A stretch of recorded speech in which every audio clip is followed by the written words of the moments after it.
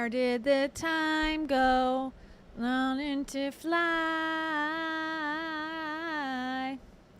Okay, about 20 people just clicked off. Sorry. Welcome to Jon and Kate plus 8, the expose we've been waiting for 18 years, 18 stinking years to hear about. This is allegedly where they lived, according to Google, when things were going well, when the diaper sponsorship money was rolling in, when the TLC cameras were 24 hours a day, 7 days a week. This is where the family lived, the Gosselins. Okay, not to be confused with 19 kids plus 25 coming on the way, not to be confused with Little House on the Big World, not to be confused with my 600-pound situationship that's also strangely addicted to eating chalk. No, this is a different show that was also in the TLC multiverse that we're going to be talking about today. And we're talking about another family. Now, this is a little different. This is pre-mommy vlogger, but if mommy vloggers existed, I'm sure Kate Gosselin would be. Because since her TV fame, she has become a TikTok shop pusher, so she's ahead of the trends, actually, in the grand scheme. So what are we talking about specifically today? What's going on? We've already talked about Kate Gosselin and her wild TikTok. We will revisit that a little bit, but now there's more. For the low price of $5.99, you too can get this vacuum that has never been used. We're talking about one of her sons, one of Kate's 8, and Jon, who's also in there. One of their sons, who's 22 years old, named Collin. He is coming out with a memoir of sorts, a tell-all book about his experience being on the show, on Kate plus 8, and the alleged abuse that he received at the hands of, sounds like, his mother, Kate. So, if you're just, beaming in here from Mars, let's take a gander down nostalgic road. My favorite place to live. I guess this is after Jon was already out of the picture. So this is Kate and Jon's 8 children: Maddie, Kara, Alexis, Hannah, Aiden, Collin, Leah, and Joel. Now we're going to talk mostly about Collin. They're all adults now, is my understanding. Okay, so they gave birth in 2000. They had 2 twin girls who are now 25. And then 4 years later, they expanded and had sextuplets. That's Alexis, Hannah, Aiden, Collin, Leah, and Joel. And they're all 22 right now. They were on the show from 2007 to 2017. They got divorced in 2009, and there's some controversy about that because Kate made it seem like it was Jon who was cheating, but then it turns out maybe Kate was also cheating, or cheating exclusively with the bodyguard that she hired for protection because they were famous, and that is now her boyfriend now, is their former bodyguard. So there has been kind of a change in the narrative of who cheated on who and who. At this point. But that happened, the divorce happened in 2009. So then it was Jon and Kate plus 8, then it became Kate plus 8. And then they had a show at one point, like a spinoff of, TLC is famous for spinoffs. If you watch 90 Day Fiancé, there's like 50 variations of it now. So Kate had a dating show. It was like Ready to Date Kate or something at one point. And then she had the kids exclusively on her own show without Jon. At one point. Okay, so then they had a long custody battle stemming from 2009. Kate received primary custody of all 8 children, although Hannah and Collin were living with the dad, Jon, full-time, okay? While the other 6 kids had no contact or little contact with Jon. So a split family, so it seems. A lot of people blamed Jon for that at the time. Now people are sort of, and by people, I mean the kids as well, are switching over and giving their allegiance to the dad. But first, before we get to all the drama, all the tea, Hot Jelly in the Morning. Thank you so much to Hot Jelly in the Morning. That sounds ooky gooky. Hot Jelly says, OMG, I can finally watch live. Thank you for your service. You're so welcome. And thank you so much for your service. We have a lot of really great friends from Canada. One of the things that fascinates me about you is that you're from Canada. Show up at his house. I'm sorry you're upset. Hot jelly in the morning. I can tell you're from Canada because you donated in Canadian doll hairs. You gave me a toonie. Thank you so much. I see someone's jinx. I'm a 51-year-old male. I have no idea who any of these people are. Well, buckle up, buddy. You're about to get schooled. I'm going through the whole history. Jon was not allowed to breathe in front of Kate. There's a famous, I played it on the last stream about Kate, where he was literally breathing. And she's like, honey, can you stop breathing like that? He breathes so annoying. He's like this. He was literally just breathing from his nose. This guy can't catch a break. Anyway, so Kate has called herself a very proactive parent, but has also said she looked forward to taking on a different role. She can't wait to be a grandparent. Okay, great. In 2023, all 8 of the kids had milestone graduation ceremonies. Maddie and Kara graduated from their respective colleges, and the sextuplets graduated from high school. However, Jon told People in June that he only attended one of the ceremonies. Okay, so here's the kids. This is the older sister. Okay, then there's the older ones, and then the sextuplets. Okay, so this is the one, Collin. So Collin's had a lot of drama through the years, and drama might be putting it lightly. And he's going to tell us in his own words what actually was going on. But sort of the narrative was that he had special needs. He was behaviorally challenged. He had a lot of issues. And that Kate was given direction from a doctor to send him away to some sort of program, to a hospital, to get medicated and to be rehabilitated in some way. And so now this is his story of what actually went on at that time. Where should we start? Let's look at Collin. Here's his Instagram. So he, I think, is an advocate. I don't know what his job is, but he is advocating for child abuse and listening to victims and especially children. Let me sign out. Hold on. Let me get on my other account. Because he has, gone through these experiences himself. And he wants to help other kids to be able to be believed. And that seems like one of his big goals in life is to help children be listened to. Because a lot of people, even now, are questioning him and his honesty and validity about his allegations. So, let's see. Okay, I'm back, baby. Okay, hold on. Why can't I just get something right once? Why? Hold on. Collin. Where are you? How do you spell Gosselin? Gosselin. Here we go. Okay, so he's got 115,000 followers. And his book is called In the Shadow of 8. And you can pre-order it now. So here's the book. It's a great photo that he's got on here with his mom blocking his mouth. If pictures could talk, or pictures worth 1,000 words, okay, surviving the reality of my childhood. I think there's going to be many, many more of these books that come out. This gives me Ruby Frankie vibes. This is giving, any mommy vloggers that come out later and their kids are miserable. I think this is just one of many to come. So here's the description of the book. So Collin Gosselin, one of the sextuplets from Jon and Kate +8, breaks his silence to share the shocking story behind the facade of a picture-perfect family. And Paris Hilton gave a comment. As someone who knows firsthand the lasting impact institutional trauma can have on a young person's life, yes, I was deeply moved by Collin's honesty and strength. So proud of Collin for turning his pain into purpose and powerfully sharing his story with the world. For years, the world watched Jon and Kate +8 through a lens of curated joy. We've heard that before. Curated joy. Choose joy, right? Choose joy to put it on television. But while the cameras captured the milestones, they missed the moments that defined Collin Gosselin's life. The Christmas morning where the gifts were reclaimed as soon as the cameras went down, and the basement room where silence was his only companion. So pretty bad allegations here.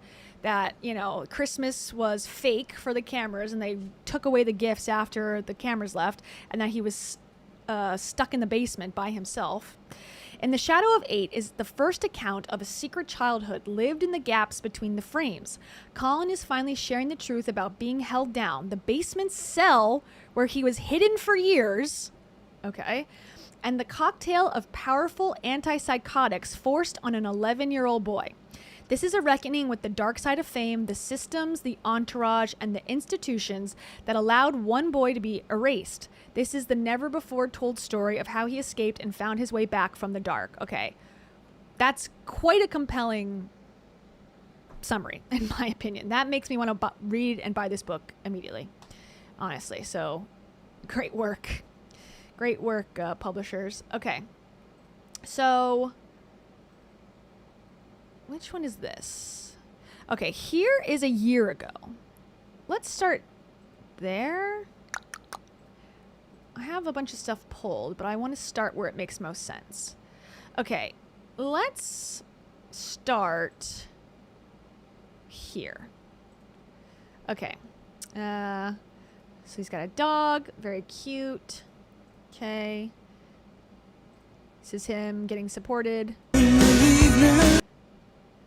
Says, I'm so thankful for all the love and overwhelming support from everyone. I'm so grateful to celebrate this book surrounded by friends. Okay.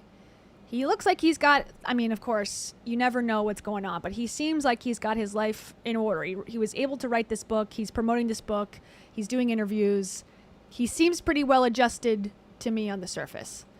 And we'll see what his mom, has to say. He's also, seemingly posting about his dad positively, so it seems like their relationship is fairly decent at this point. This is his stepmother, I believe, so maybe I don't know who she is, but somebody. Anyways, okay, let's see what this is. This is not a story for entertainment. It's a story to instill responsibility in everyone to advocate and speak up against abuse, injustice, and the exploitation of children. Okay. Oh, just a song. Okay. Let's hear from his interview, and then we'll go back and watch some older interviews that kind of explain the awkwardness and some things that were maybe not brought out to the light completely, but there were signs along the way that showed that there was fracturing in the family. Okay, so let's start. This is the big interview that came out 21 hours ago and only has 1,700 views. So this is hot piping tea right now. So here we go. People love to be in the Let's go back. Your mom has returned to social media after years of living this very reclusive life. Right. Could you tell us a little bit about why you think she's finally sharing her life with her followers? I guess the first thing I do want to say, I'll start by saying this, is I'm not here to cause any trouble. People love to be in my comments on social media saying like, oh, if you're trying to get close to your siblings, why are you doing things like this? Why are you releasing stuff like this? I am just in pursuit of the truth. I think that anything that I'm releasing directly pertains to them. So I think if it's a truth for me and it pertains to me, then it obviously pertains to them. Financial documents in specific, that's what I'm talking about. So her return to social media, I don't really know. I mean, maybe it's to make money. Maybe it's like her trying to redeem herself or act reformed or something like that. And I can absolutely say, I think it's both. It's to make money for sure because she's selling products, and it's also because she's wants to be on camera and thinks that people really, really care about what she has to say. And she did if you weren't here for the last stream, she did like a 20-part series about breaking her leg. And she had her boyfriend, who is her former bodyguard, take pictures of her on the ground as her leg was, injured. And then she did 1 million videos from the hospital and 1 million updates on the process of her healing. And it's, she really thinks that people are deeply, deeply invested in everything she has to say. So I think that's probably part of the reason why she wants to be on social media. Thank you to Asari Shepherd. Thank you so much. Asari says, don't know why his mom was so terrible. Kids have a shelf life, and this story was long overdue. Yeah, I'm curious to hear because there has been things over the years, even on her own, like without the kids involved, like she's come off as very mean, rude, overbearing, controlling, without the kids making any accusations.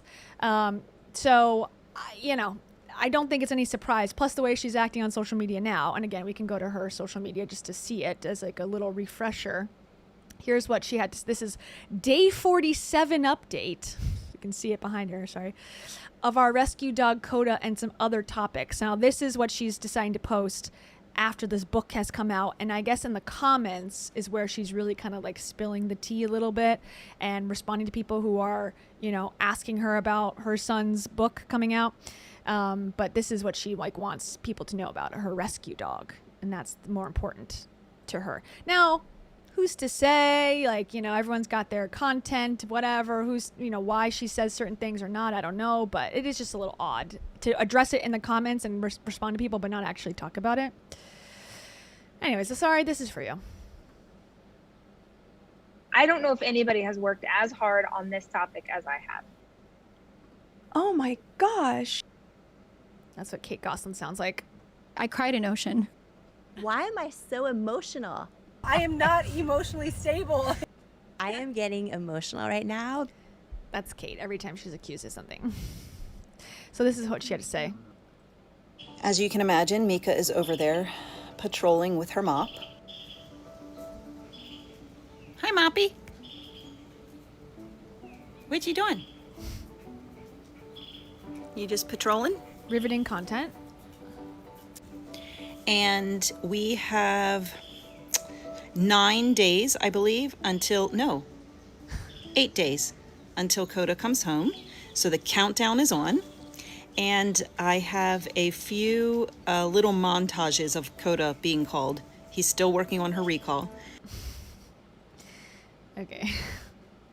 Yeah, here's her accident. Let's just go back to this for 1 second. A traumatic day in pictures. How I landed and laid while we were making a plan. Okay, I don't want to go through this whole thing again, but that's hilarious. Come on, you can't think that's not funny. This is the type of stuff she posts on social media. I cried while making this. I still can't believe it happened. She literally had a leg injury, okay? And she led people to believe, like, I'm in the hospital, something's really, really wrong, I'll tell you guys later, and left everyone in suspense for like 24 hours. And it was just a leg thing. Anyways, she's funny. Arian from Gravity Falls. Thank you so much to Arian. Arian from Gravity Falls says, the only 20-part TikToks we need are Kendra, who fell in love with her psychiatrist, and Risa Tessa, who is married to that horrible con man. Okay, I don't know who Risa Tessa is, or Risa Tessa, or Risa Tessa. I am curious. I shall look it up. And definitely, did you see it? Kendra got a haircut? Yikes. Not her best decision. On brand decision, yes. Have you seen her? Kendra, I am in love with my psychiatrist's haircut. You ready for this? Yee. Yee. Okay, that was her before. After. Okay. It's just a lot to take in. You know. It's a big decision that I feel like she should have put a little bit more thought into. She seems a little bit shoot at the hip. And I think sometimes, especially when it comes to bangs, hair, you got to think a little longer. Just think about it, think on it, reflect, and then chop it off, you know? And I think she went too quick, personally. That's my 2 cents. We're talking about something awful, terrible, the unimaginable. It hurts. It stings. When I see a bad haircut, it just cuts me to my core. It is what it is. Amen, sister. Thank you, Arian. Finally, I'll say this. I'm sorry that you don't have a job. Rip. Okay. So that's who Kendra is, by the way, in case you were wondering. That's her haircut. All right. So in the comments, though, of that video, day 43. Was it day 43? Some of the comments, people really actually do like her content, so it seems. You don't always have to be in control. She's so beautiful. Thank you. I love your videos. Where are these comments?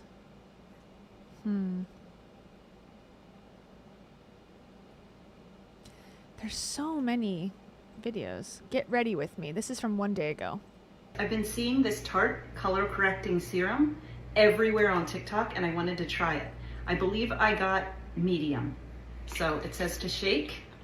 I haven't honestly worn makeup very. And then it says, comment says, I'm a mom too. I could never.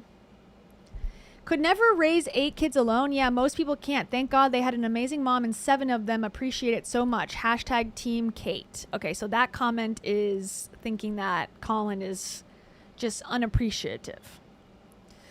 And then this person says, truth always finds its way to the surface. And then Kate responds, sure does. And then someone says, them tables turn and fast. Hold on. You're never wrong. Seems narcissistic. She will never come out with the truth. It's always been about Kate. And this person says, seriously? And someone else says, seriously, this product looks amazing. And this person says, stay strong in your truth. And Kate responds, thanks. It's the absolute truth. And I don't feel I need to defend myself or put it all out there. And then someone says, stay strong. Ignore the negative comments. Okay, this person says, the hardest job in the world is being a parent, especially a single one of multiples. Hang in there, Kate. Also, I need a foundation with retinol to plump out some wrinkles. Suggestions from anyone are welcome. Kate responds, thank you for your kind words, and I fully approve of this one. I left it on all night and forgot I had it on. So light. Okay. People are talking about the foundation. She's responding. Blah, blah, blah. Okay. Let's see, anything else related? So she is addressing, like I said. Okay, this person says, as a mom who has been constantly disparaged and lied about by her adult child with a skewed version of their childhood, fueled by their narcissistic parent, my heart is with you. I've been dealing with it for years, but not in the public eye, even though we know the truth and who we are. The hurt sneaks in once in a while. I admire you and your strength for all you have done, the wonderful humans you raised, and the beautiful life you have created. You deserve all the happiness in the world. Love you. And Kate responds, thank you. You understand. Sadly, only parents who have a mentally ill child understand. It's so tough. And I'm learning that people have no ability to understand unless they've been through it themselves. Man, what a complicated topic this is. Because on the one hand, I see both sides in a way, and a probably an unhealthy way in some ways. Because my dad has bipolar. So it's difficult. People, when I was growing up, would say, oh, it's not so bad. Or like, you don't get, whatever. Like, I'm sure you're over exaggerating. It's like, no, like it is pretty bad. And if he was to tell you something while he was in a psychotic episode, you don't need to believe it. Whatever he's saying is not true. And he would admit that, himself now, like, oh yeah, when I'm in a psychotic episode, I don't know what I'm saying. But if he was to go on and make accusations, people would take him seriously. And so it's hard because you're like, well, he's mentally ill. And so I get that part of it where it's like you can't always trust everything everyone says. However, I also see from having a mom who would write something like that, I believe, and go, my kid is just ungrateful for everything I've done and they don't understand. And, I have nothing to be blamed for. So I understand that too, where it's like, you're the problem actually. And saying that your kid is ungrateful and they're just like spoiled, it's like, that's not the whole story. So I don't know who to believe. Again, this is a he said, she said playing out in the public eye. We will never know the truth. Then someone says, are these all the comments or are you filtering them? And then someone else says, she's filtering to keep things positive. No negative here. That's healthy. That's good. Okay. This person says, for what it's worth, I've always been Team Kate. It was always obvious to me how much pressure you were under in those days. Love seeing you on TikTok, enjoying this next chapter. Kate says, aw, thank you. I sure am. Nothing's going to prevent me from enjoying life now that all my kids are grown and mostly independent. Okay. Whatever. Unrelated. She responds to quite a lot of comments. Okay, she's talking about dog food, whatever. Okay. Let's see what else. This person, she just liked this one. Says, my heart's with you, Kate. I can only imagine the heartache you have to carry due to ungrateful adult kids. Only a mother knows all the sacrifice and dedication it takes throughout the years. Keep your head up, Kate. Okay, so then here's this comment. OMG, you got to be joking. Her own daughters got super quiet on a talk show when they were asked how the family was doing. That says a lot. Okay, perfect segue. So she's saying, basically Kate has responded and said, only one of my kids has an issue. The rest of them love me. I had no issues. It's just this one problem child that, you know, he's got his own issues. Okay, however, let's watch this old interview. This one? Okay, yeah. This is an old interview from 12 years ago. And on, looks like the Today Show. Okay, it says, growing up Gosselin, Kate and twin daughters speak out. You'll see how freaking awkward this is immediately. And something has gone on with these girls that they're acting like this. Okay, here we go. Ended its run. You want it hot or not hot? We want it! Now, as teenagers, Kara and Maddie want to set the story straight about their family and what life was like growing up Gosselin. Kate, Kara, and Maddie Gosselin are with us now. Good morning to all of you. Good morning. Well, we have not seen you or gotten to talk to you two in a long, long time, and you're out because you want to let the world know that you're doing okay. Maddie, what would you want to say about how you and your sister and your family are doing?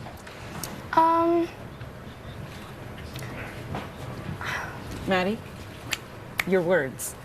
Oh, it's it's your hard. chance. It's a Spit hard it out. question. Oh, she's fucking pissed. Look at her, and I'm no body language expert. I think that whole genre of, you know, analysis is a little BS. But if my mom looked at me like, and she had a certain look like this, like pursed lips, oh, you're in trouble. And by you, I mean me. I'm in trouble. I feel like this is that version of the look, which is, you better say something good about me right now. And again, I'm projecting that. I have my own issues, so maybe I'm projecting, but that does not look like a open-minded mother wanting her daughter to express herself. That seems like, you're on command right now and on television, you better make me look good. And she's pushing back as a brave teen would do. Honestly, I was never pushing back like that. So the fact that these two had enough strength to go in their own way, push back against this is pretty significant. Also, shout out Torrance. Hey, what's up, Torrance? Torrance says, she's so controlling. It's seen clearly here. I totally agree. You can see it in the body language at the very least. Also, Torrance, as I always say, Torrance is the guy who made my icon emoji character. He's super talented. Hire him. Buy his art. Get a tattoo. Whatever you want. Torrance is the best. Okay. Asari Shepherd. Thank you so much to Asari Shepherd. Asari says, LOL, those girls drop tea without realizing it. Yeah, you're about to see how awkward it gets. Like, dead space on television, especially national television, like a show like this, is the worst thing you can do. And it makes everyone awkward and uncomfortable in the studio and the producer's booth. Like, no one wants it. So an awkward moment like this is like, everyone's probably like holding their breath. Like, what's going to happen next? What's going to happen? I don't know. You have to think instead of sitting around eating Skittles and watching Oprah reruns. That's about the anger that Kate's face is giving me right now, by the way. And Asari, thank you so much again. Asari says, also, she's not a dog. Don't snap at her. Yeah. Use your words. A little rude. You're not freaking fine. You can choose to stay blind. You look like a Lord of the Rings elf. Not you, Asari. That's at Kate. Right, Taro? Yeah. Okay, let's keep playing. Oh. What about you, Kara? So this is their chance to talk. This is the most wordless I've heard them all morning. Yeah. I don't want to speak for them, but Maddie, go ahead. Sort of the things that you said in the magazine, that years later, they're good, they're fine. Go for it, Mad. It's your chance. No, you just said it. Oh, I said it. Well, let me ask you this, girls. I mean, awkward. That is not how, and it's not nervousness, in my opinion. It's a clear wanting to not be pushed to bullshit. If things are not going well in their life, which it sounds like it's not, they don't want to pretend. And it's admirable, honestly. And again, this is my take on it. To go out and be in People magazine to say, hey, we're doing okay. Why did you feel you needed to say that? Do you think people had the wrong impression of you guys, Kara? This show kicked the stuff off. So unhinged. Casey Kasem, you're here? Oh my gosh, I didn't know you were involved in the Kia's World Universe. Casey Kasem says, this show kicked this stuff off. So unhinged. Yeah. Well, it did really well. These shows were so successful that they inspired a whole generation of new shows and an entire online genre of vlogging to get people, and there's some audience for it. I watch 600 Pound Life every episode. I'm trying to think what else I watch on TV or on TLC. 1,000 Pound Sisters, love it. What else do I watch? My Strange Addiction sometimes. When I had cable, I watched them all. The 4 Weddings and the Choose the Dress and all that, but I never watched the kids ones with like the families much. You got Epstein-Barr. Just so you know. And also? Your mama? And also? You're not Mel Robbins. You'll never be Mel Robbins. And finally? Wow, you're so wise. Okay, back to it. Thank you. Kara. My gosh. What Kara Yes is or no? thinking. Go for it. The interpreter. Oh, wait, what? What is she thinking? Do people have the wrong impression of you? Oh. I wouldn't say wrong. I would just say not like the full like story. Mm-hmm. Like a lot of people like think that filming like our show has damaged us, but it's only really helped. It's not really done. They're more aware of what is out there, the inaccuracies, things that are said by the general public, their father, whoever in general, because their friends talk about it at school. So I sort of am forced to kind of inform them. And I think the most upset, we talk about it a lot, and the most upset they are is because they get really frustrated that people assume certain things in our house. And they always say, but that's not how it is, Mommy. Why do they say that about us? Yeah, but let me ask you, Kate. I mean, to have them come out here to do a big magazine article, to have them come on national TV and sort of put them on the spot like this, is that helpful to them? Is that the right decision, or does it kind of, that continued exposure? Great question, Savannah Guthrie. Also, what a 2026 moment this is. Savannah Guthrie, that's the woman whose mom is missing still. That's a whole thing. I don't know what to think about that story. I think it's just, I don't know. I as soon as I get a grasp on, I think, okay, what happened with that whole thing, then I think that doesn't even make sense. So anyways, but relevant today, this 12-year-old video. I mean, continue the injury to. But good question. Like, hey, right now you're forcing your kids who are obviously uncomfortable and have something wrong going on. Why are you forcing them to speak? Why don't you just stop it? Them. I mean, there is no injury to begin with, and these are any, TV things that we do. Obviously, I mean, I can't get them to do, at this age, at 13, anything that they don't want to do, as with any parent. So it's not like I, force them to do it. This was a, hey, the Today Show asked us if, same with the People magazine, asked us if we wanted to do this. How do you feel about it? And they agreed to it, as with my 9-year-olds. It's a family decision. So I think that it's really frustrating when there is so much out there that is not true. I'm getting to the point where I'm extremely frustrated, and I don't spend time worrying about it because I'm busy raising my kids. Because she's perfect and she would never do anything that was not perfect. But you're telling me that your kids are happy to be on this interview right now? Give me a freaking break. And we know the truth, and that's why they're here, even though they're tongue-tied this morning, to say that, hey, we're okay, we're doing well. Would that be accurate, girls, to say? Would you guys want? Would that be accurate to say? Silence. Yep, accurate. They're just tongue-tied. Want to do another TV show if you could? Yeah. You would? You could, because it was fun, or because you like kind of having your lives out there on display? Because our mom will love us more. Oh, you want me to say it? Okay. I wasn't sure if you were going to say something there, Kara. Anyway, It was fun. I really miss it, and you do too, Kara. Kara does. She's just not going to say it. There's a lot of fun opportunities, and you know, it's if it happens, it does. If it doesn't, you know, it doesn't. And it's a family-made decision, and they're just really regular, everyday, awesome teenagers. Teenagers. We know you've got your hands full. What are you whispering? I said a little bit more fabulous. Sorry. She said a little bit more fabulous. You'd like her to give you a just few more regular compliments? teenagers. Oh, okay. All right. Well, it's nice to Very catch up with modest. you and to see you guys. Thank you for stopping by. Kate, Kara, and Maddie, take care. Wish you all the best. Thank you. And coming. Weird. Okay, so just an odd interview. There's been tension in the past. No one really knows what was going on, but to say it was only this child that was the issue, it doesn't seem to be true. There seems to be lots of stuff going on. Okay, let's go back to Collin. This is the new interview again with the book and the accusations. Knowing my mother, I think she's mellowed out with age. But I think just because we slow down or we're like mellowed out, I guess you could say, I think that she still has the same ulterior motives. And, you know, since her return, everybody has just seen her as like reformed and, like, I think they're just buying right into what she's doing, eating it up per se. People just think she's a completely different person.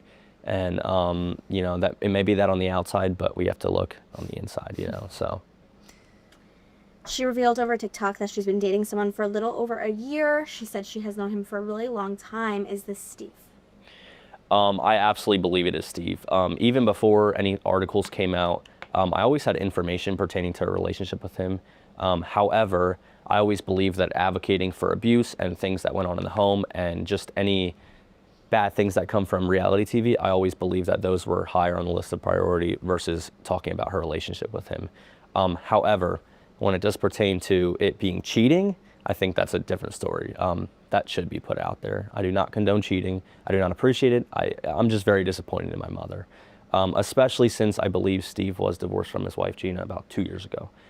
We did know Gina and his two kids, Chris and Mike. We knew them.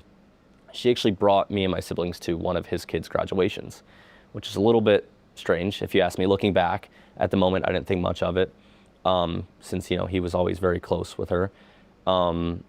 But yeah, it is absolutely him. And my only thing is that I can see her playing this off, it being somebody else magically, like some pawn prop man or something, or her saying, oh, you know, well, this really did just start, you know, about 15 months ago when, you know, the signs were always there. Pictures, people would see them out in Berks County together. I mean, we have pictures of them in North Carolina together. We also have his home address registered to her home in Warnersville. Damn, reading her to filth. So this is part of, let's go back for a second too. So this is the cheating part. This was at least the narrative that I understood back when they got divorced in 2009. It was, I remember Jon Gosselin was really into Ed Hardy, like Ed Hardy, the tiger tattoo shirts and hats and whatever. And they would always put pictures of him on magazines with like a girlfriend. And it was like cheating Jon, leaving his kids behind, wearing Ed Hardy. And that was sort of the constant tabloid thing. So this is from a year ago. And this is Jon and Hannah, who I don't know who Hannah is. Maybe she's the stepmother, talking about things that have changed. And I think that he corrects the record about the cheating scandal, that it was actually possibly Kate doing the cheating, but, you know, he was the scapegoat in that. 17 years ago in the hit reality show. Yeah, 17 years ago. I cannot believe that. I know. Jon and Kate, +8, which followed the lives of Jon and Kate Gosselin, of course. And their 8 children as well, 1 set of twins and a set of sextuplets. The Gosselins became a household name, and the show received huge ratings and a lot of controversy as well. Yeah, including new accusations directed at Kate by one of her children. But Jon and his daughter Hannah are prevailing, turning over a new leaf by leaning on each other and transforming themselves mentally and physically. So please welcome to New York Living, Jon and Hannah Gosselin. Wow. Great to see you. Oh my gosh, Jon. Oh, wow. Dad bod reinvented. So that's his daughter, I'm guessing. Great to have both of you here. thank you. Thank you. Great to see you guys. What a Welcome. journey you Welcome, guys have welcome. had. I can't believe it's been 17 years. Yep. Does it feel like it's Crazy. just a blink of an eye and now you're here? It's really weird being an empty nester. It was like instantaneous. And I was like, oh, where'd the kids go? It's so quiet. Yeah. And then like, oh, well, I guess I can go do other things now. So Yeah. Yeah. Does it feel though like 17 years that show Was? started? Yeah, it doesn't. It seems like yesterday though. Like Yeah. I knew like because we live in the same area, so everything is a constant reminder. So. Yeah, and well, your whole life, I'm sure people recognize you. Yeah. You can't Yeah. go anywhere without people spotting you guys, following you around, right? Yeah. And then a lot of controversy that followed. Yeah. And you were under a gag order for 10 years. Yeah. So right? once I left TLC, they sued me, and then I was under a gag order for 10 years. So I didn't talk in the media at all. I just literally went back to work. And Wow. just were like, Yep. and Just now had you a can. normal day job and just Now I can talk about everything I couldn't talk about. Yeah. What is it that you want Gag order. I wonder what he was sued for. everyone to know? I just, I mean, controversy-wise, I mean, I never cheated on my wife or anything like that. You know, the network created like a narrative, and then I just couldn't say anything about it. And then after a while, everyone just stuck to that narrative. So Yeah. I just kind of learned to live with it. My family and my friends knew what the real You. truth, Yeah. and I live in my hometown, so it's so much easier to navigate through that, and who to trust and who not to trust. Was that frustrating though, those 10 years? Yeah, I just kind of went, I lived in the woods on 30 acres and kind of, this Pennsylvania, like, it's where you guys vacation probably. Yeah. Yeah. But that's where we live, so. Okay. Yeah. And Hannah, for a lot of us, it's like, I feel like I've known you since you were a baby. It's hard to see you like now. everybody says that. You're 20 and like, oh, I knew you as a little itty bitty. What was life like We all though, feel for like you? your aunties and uncles. Yeah. I'm like, but your life, I mean, cameras around you everywhere. There was really no corner you could turn without some production person standing I mean, there. I feel like that was like what I was used to. It was never normal. Like weird because that was my normal. I just grew up and I was like, we were friends with the production people and we were like, hey, Yeah. and we just always like hung out and everything. So that was just what I was used to. It never felt weird or like unnormal to me. Yeah. But when all of that went away, was that more weird for you? I mean, yeah, I feel like once I was in my like teenage years and I kind of stopped filming more, it was more of like people know who I am, but I'm not putting myself out there as much as when I was younger. Is it something that you would dive into on your own? Like a reality show about your life? I mean, I never say never, but I mean, I do build like my social media. Yeah. So like I do my like Instagram, my TikTok and Snapchat and stuff on my own, but that's it for like right now. Okay. You can make money off that stuff too? Yeah. Definitely. But you have sole custody now of Hannah. Oh, she's 20. I don't have. I mean, but you did. But you did. At the end. I am past that. Yes. Now she's on her own. I did. I'd had. Yeah. And your son I had legal Collin. and physical custody of her Yeah. when she was 14. What is your relationship like with the other kids? I don't have a relationship with my other kids. Okay. They don't talk to me. Okay. They talk to her. Yeah. So, but I try to keep it like. So the plot thickens. So the other kids don't talk to him, but he talks to Collin and Hannah. I don't know what's going on. Does anyone have any insights into this? What's going on? I guess we'll have to find out. It could be everyone's telling the truth and everyone's also lying. If they want to come out and talk to me, that's fine. I've offered olive branches over the years, so we'll see. But John, I mean, watching this series, you could tell how much you love your kids. Of course, I love my You kids. adore them. Yeah, but I want the best for them to be course. healthy, and I would never want them to split between parents or put themselves in harm's way. So, I mean, if that would make it uncomfortable for their living situation, then I'll just wait until they're out of the house. Can we talk about your journey together now, though? Oh yeah. I mean, the weight loss journey, the mental, the physical health. I mean, Where talk we wanna about how go. you guys kind of teamed up and did this together. Well, I would say New Year's Eve when I bought a 48 regular suit, and I just didn't feel good. I had a big New Year's Eve party, and I had to. Every time you buy a suit, you're like, oh, come on, man, It was Ed Hardy brand. I hope no, if you don't have to go to the tailor, it's the best thing ever. Yes. But when you're buying a suit that big, then there's photographs, and all my friends are fit, and they all work out. And I was like, I saw some pictures, and I was like, I got to do something. And then my manager and PR stepped in and be like, you got to do something. Oh my God, John, that was February. Yeah. He has a manager in PR for having a full-time regular job? What? This is confusing me.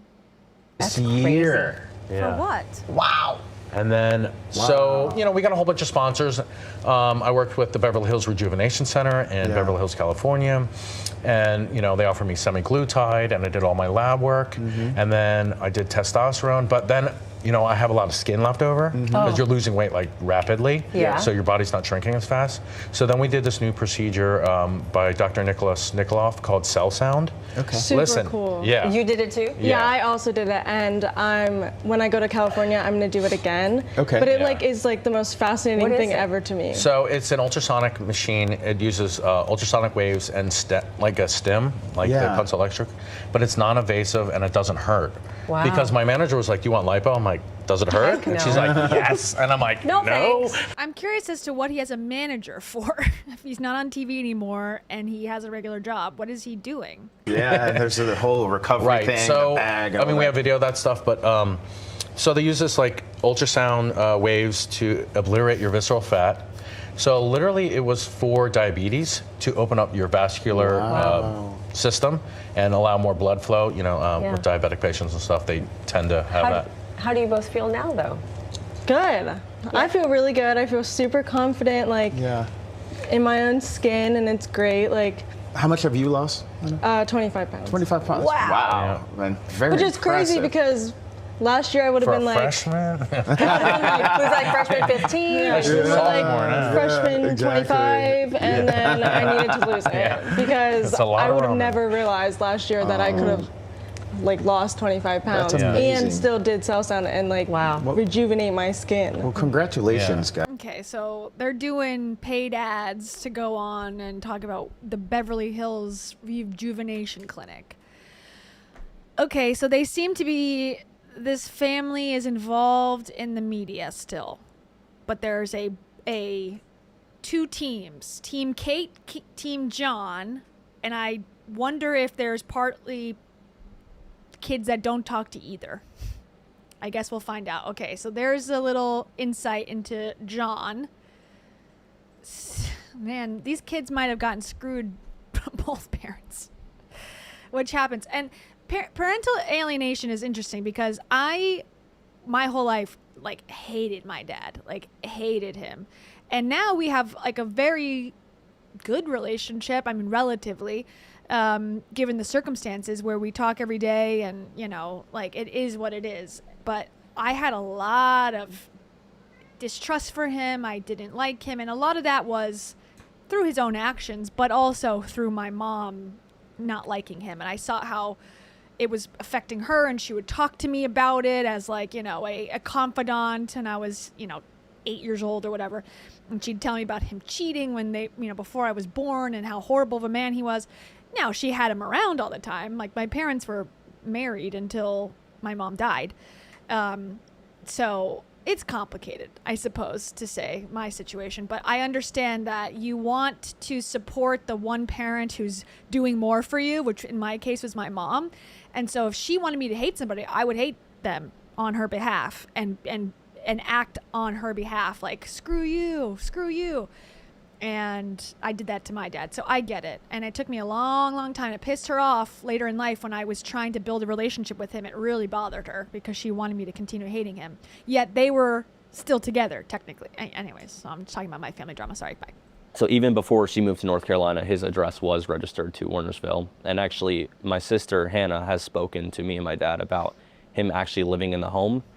I remember he used to stay over here and there, like, some nights, maybe if it was like before vacation or something like that, or we'd leave the home and he'd be coming with us. However, it was later on that Hannah revealed that he was, like, literally living at the house with them. So, and she did go and visit my mom a few times in North Carolina, and he's been there. So, you know, that looks This is how it about the looks, boyfriend, right? So, Kate's boyfriend. in Warnersville, his home address was registered to Hefner Road. So, you know, that speaks for itself. Did you know your mom was having, you were young, but did you, looking back, did you know something odd was going on with your mom and Steve while she was married to your father? So when we would go on vacation, she was always very close with him, like whether that was in the bus or in the limousines or anything like that. And that was in front of all my siblings. However, later on, my mom would start to keep me in the hotel room with her, either in a connected room or in a hotel room on a cot, on like those rollout cots. It would be my two brothers, and they would be in like a room with Kara, who usually stayed with like the boys, and then Maddie would be with like the little girls, like my sisters my age. And then we would have another room with my mom, and she would keep me with her. And like I have spoken on before, that was her attempt to keep me separate from my siblings, or maybe keep an eye on me or whatever it was. But Steve was always very, like, he would come in the room and be very close with her, very touchy, and with me right there. And she would either keep me there or in a connected room. And I do remember in Mexico, I was in a connected room, and he stayed in the same hotel room as her. So this was not news to me. There also was another bodyguard that was hired on for Mexico, and I think he was local, native to Mexico. And she would actually keep me back with him so that Steve could go out with them and do whatever. Or if the kids stay with the babysitters, she would go out with Steve. So this was nothing new to me. When was Mexico? I don't remember the exact year. Was your mom and dad? Were they still? No. This was afterwards. Yeah, this was after. Yeah, I want to say I was maybe 10, 11 maybe at the time. It was my mom's 40th birthday, so. You know, I don't like to talk about age, but if you do the math, then it's there, you know, so. How long do you think they've actually been dating for? Do you believe it's been a year? I do not believe it's been a year. They were always very close, and like the signs were there of romantic involvement or an affair, because things were always very shady. So I don't buy oh, it's been a year. I mean, maybe she's okay talking about it now, especially since Steve's divorce with his wife. And mind you, I'm not here to slander Steve. I actually do want to put a good point in here that oftentimes when Steve would come on vacations with us, I actually felt very safe because he used to actually defend me against her, in the sense that my mom always treated me very differently than my siblings, and anybody could see that. Anybody that she was comfortable doing that around.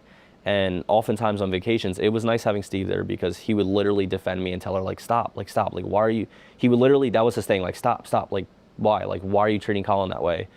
Because she completely treated me differently than my siblings. So I'm not here to slander him. I don't even really want to talk about his family much or his divorce. That is his own matter. However, we're involved. He's very well spoken, I will say, for like a 20-something-year-old kid. I mean, he speaks very well and fairly professionally, so I'm impressed, especially from what he's gone through. So it sounds like, you know, being hospitalized and institutionalized. I mean, he came out being pretty functional, at least, you know, in the way he's presenting himself here. Involves a party, being married, and then having an affair. That's where I don't really appreciate it, and it disappoints me a little bit. A lot, actually.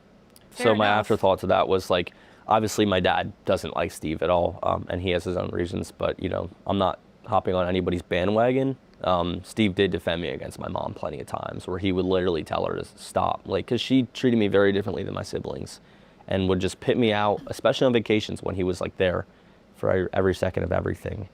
So, you know, I'm not here to just hop on the bandwagon against Steve. He was defensive towards me, you know, with my mom involved. And to me, that type of admission and saying, you know, I'm disappointed by the cheating that may or may not have happened, but I don't want to disparage him, I think that shows maturity. And he's, to me, you could easily go, well, fuck both of them. I hate both of them, and I'm just, you know, the best, and no one else is as good as me. Like, if he was truly the narcissistic liar that sort of Kate is presenting him as, or trying to present him as, I don't think you would do that. I think he's being honest, you know, like, hey, I don't really have a problem with him necessarily. So I don't know. It seems legitimate to me, or it seems honest. So. Do you feel comfortable sharing maybe an example of how he defended you? Well, like I said, he would tell her to stop, or like, if she was trying to like separate me from my siblings, like drag me by my arm or my ear or whatever, he would like tell her to stop. And he, like, it was vacations that I think he realized, like, we were kids too. Like, we're going on vacation, we just want to have fun. But everything was an itinerary for my mom. Even a vacation was a schedule, and it had to be like to everything was, even at home. But vacations, we were filming, and, like, you know, production paid for the vacation. So I guess everything had to be stuck to an itinerary. But yeah, he like, I actually really could say I like the guy, I do. And I haven't seen him since then, but my last memories are of him defending me against her. So I have nothing bad to say about him. And I will not speak on his family too much either. So. In your last interview with us, you had spoken about your mom the restraining with the zip ties and stuff. Yes. Okay, so here's the trigger part, child abuse. Comes into like physical abuse when he was a kid. Was Steve around at that time, and was that something that he? He was not there that day, and the staple in that day was that's the day that she took me away to the hospital, like the day that she literally got me out of the house. She had her ambulance friends come pick me up, but I'm not going to talk much on that because I'm putting all of this in a tell-all that I'm writing right now, and we will be going into detail on every single thing. So. However, speaking on the topic of zip ties, if I may add a thought, I know you're probably going to ask about this, but I did just say on social media that I would like to invite my mom to do a lie detector test. And that would be one of the questions, Mom, if you're listening to this. We would ask about the zip ties. And I would also let her ask questions like, were you ever violent towards your siblings? Did you ever put your hands on your siblings? Stuff like that. I want to get into everything. And this is where we are both hooked up to lie detectors. Heart monitors, everything. I mean, they test for everything. And we can either ask each other questions or we can have an interviewer ask us questions. Growing up in a reality show setting, it gives you really good ideas. This guy is a producer. This is a show that I think could do great on VH1. Lie detector, mom versus son. In a variety of settings, wife versus husband. You both set up to lie detect. First of all, I don't believe in lie detectors. They're not admissible in court. People who are committed, like have on camera committed the crime, can get out of a lie detector test if you know how to lie good enough. So I think they're bullshit personally, and I'm glad that they're not used in court cases. And if you ever are in trouble and you're in court or in the police station, they tell you to do one, don't do it.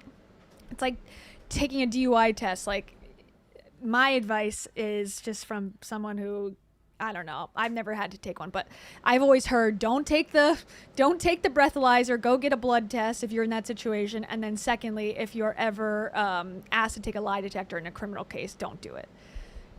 So there you go. There's my 2 cents on getting out of crimes. Okay. What were we talking about? And that to me is just basically saying, like, for so long, she's been putting on this facade to the media. I mean, even before TikTok. And for me, I have nothing to hide. I want to ask her these questions. We can even do a live stream too. I want these questions to be put out there. I want us to be hooked up to a machine that can catch any ifs, ands, buts, faults, lies, anything. I mean, I want the truth to be told. I always say there's the truth and then there's the truth from Kate Gosselin's point of view. So let's just put it all out there. This is my form. I love him. I love this guy. I mean, again, I don't know enough yet to make a determination, but he's, for a young man, very gutsy and very confident. Invitation to her. What else do you want to ask her in lie detector? So first things, I definitely want to address the zip ties, because people love to say, oh, like he's lying about abuse, which I want to say that's the main problem when kids come forward about abuse, when we call them liars, when we try to shut them down, when we try to muffle their voices. This is the problem. And mind you, I will do this, I will fight this fight every single day. People can go on social media and say that whatever, this and that, they can call me names, but I'm an advocate for those children and even grown adults who are still in my comments telling me like I'm 50-something years old and I still struggle with these things. I'm a voice for them, and people can hate on me all day long, and it's a very small majority that are saying these things, but you know, you can try to discredit me, but I will be that voice and I will be that advocate. So first things we will ask about that. I want her to ask me about the violence that she claims I had against my siblings and my dangerous and violent tendencies. Let's ask about that. And then another thing, fiscal matters, so any financial matters. I want to ask about where all the money disappeared in the court documents that I've been reading. And yes, I'm an adult now. I'm going to do my own research. Everybody loves to say, oh, this was definitely Jon behind this. It was definitely Jon behind this. I'm an adult now. When these documents have my name on them and my siblings' name on them, I will find and justify the means of their money and my money. And we will find the truth. So on the lie detector, I would love to ask her about all these financial matters. So I'm sure she's going to watch this and be a little bit scared, but let's just put it all out there. I don't have anything to lose. I know you do. So let's put it out there.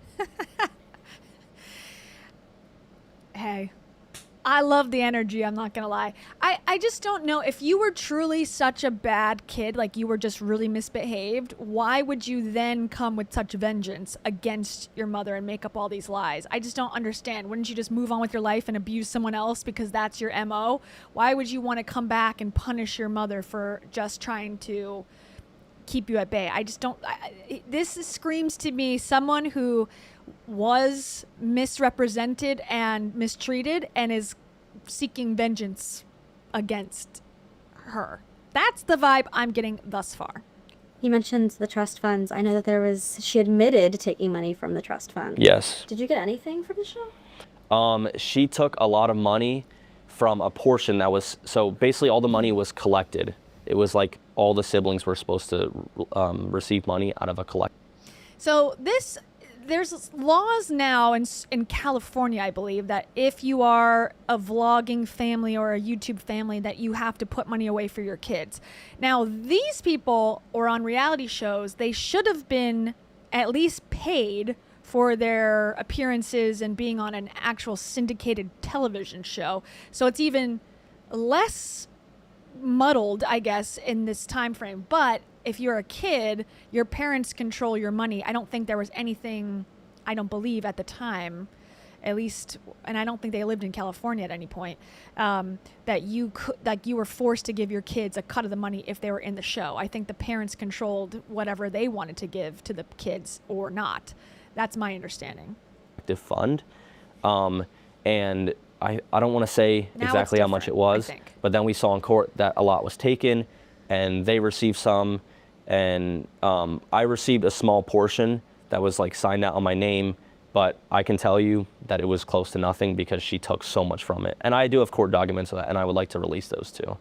However, I'm getting flack for already wanting to do that. So, but in my theory, it was a collective like fund for all 8 of us, and she portioned out to the kids who live with her like a lot of money, like a lot, and then gave me, I don't know how Hannah works because Hannah still talks to her, but I think she just threw me like scraps in return. So yeah. Do you think she'll ever, I mean, she has to be making money now on TikTok, right? Like, she's getting back on social media. Do you think she'd ever give you money that you deserve? I don't think any money that she's like positively earning, but there's probably money that's still owed in my name. And from what I received, to put in proportion or to put in perspective, like that helped me with my first year of college. And my second year of college, good news, I received scholarships for having a very good GPA. And I also wait tables in college full time to now pay for the continuing of my education. So to put in perspective, I mean, I was throwing about everything I could for my first year of college. And no, I don't go to a private college either, so don't think it's anything crazy. He speaks to me too, like someone who gets trolled constantly on comments, or he puts him, you know, he's making these accusations and he's getting people like the people in his mom's comments who are like, kids are just spoiled brats who don't understand how hard mothers work and do this. It's like, you guys chose to be mothers. Like, you know, I don't know. What do you want from kids? But he's like addressing the haters in advance. So he seems to be familiar with all the different things that he's going to be accused of, which is interesting. He seems to be aware of what he's up against. Your dad had mentioned that he had gotten Steve suspended because he was disciplining Maddie.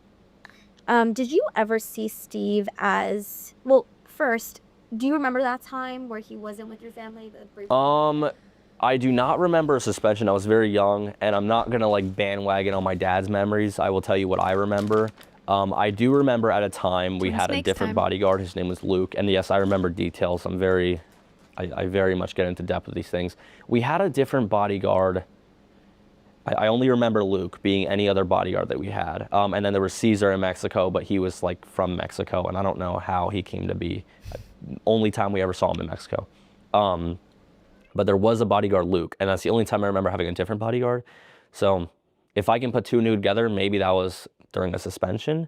And if that suspension happened like 2009, 2010, that would make sense, because I think that's when I remember Luke being on with the family. So. Do you remember how your mom acted in that time? Was she upset? Because you were too young, right? Yeah, I was too young. I'm not going to count on things that I was like, that I don't have memory of, which I do have memories of things from then, but not everything, obviously. So. Did you see Steve as a father figure for you at all? I know you said you felt safe with him. I think with you guys. Well. Sorry. These gummies take a while to chew. I don't really care about Steve that much. I wish they would move on to other things. Steve, like who he is, the bodyguard, like I don't really personally care. That's just my 2 cents. Thank you. He was so close with the family, which, by the way, I mean, bottom line, he was an employee of TLC. So boundaries, professional boundaries need to be set in every scenario. It doesn't matter, TLC or not TLC. However, based on his nature with the family and how he was defensive specifically for me, I felt safe with him. I wouldn't say I saw him as a father figure. I mean, he had his own family, but like, because he was an employee with us, I shouldn't say that I saw him as a father figure. I mean, professional boundaries needed to be set. However, I would say he was defensive in my pursuit. So. Were you at the house when he lived there or would sleep over? Lady. I do remember him staying over, whether it was like in our basement or like, I don't know, maybe our family room at one point. We had like 2 living rooms, or if it was like the in-law suite above the garage. In-law suite, it was like a bedroom and all that. He did stay overnight a few times. However, when he was living with us, registered to the house in Warnersville, I believe that was literally right after the time that I was sent away from the home. And that was on account of something my sister said. And then also, as an adult, like I said, I did my own independent research and I did find records where his home address was registered to Hefner Road. So. What did you think as a kid of this man sleeping in your house? Do you think, were you uncomfortable? Do you feel like... Lady, is this the biggest part? Well, to put it in perspective, He's kind of said everything you can say about it. if no other producers, cameramen, audio guys, nobody slept at our house. Nobody. Actually, like my mom didn't even bring, like, even if she went on a date with anybody else, any other man, he never slept at our house. Nobody slept at our house. You know who slept at our house? Steve. Andrea, like the Smiths, the Smith family who were close. I don't even remember babysitters sleeping over.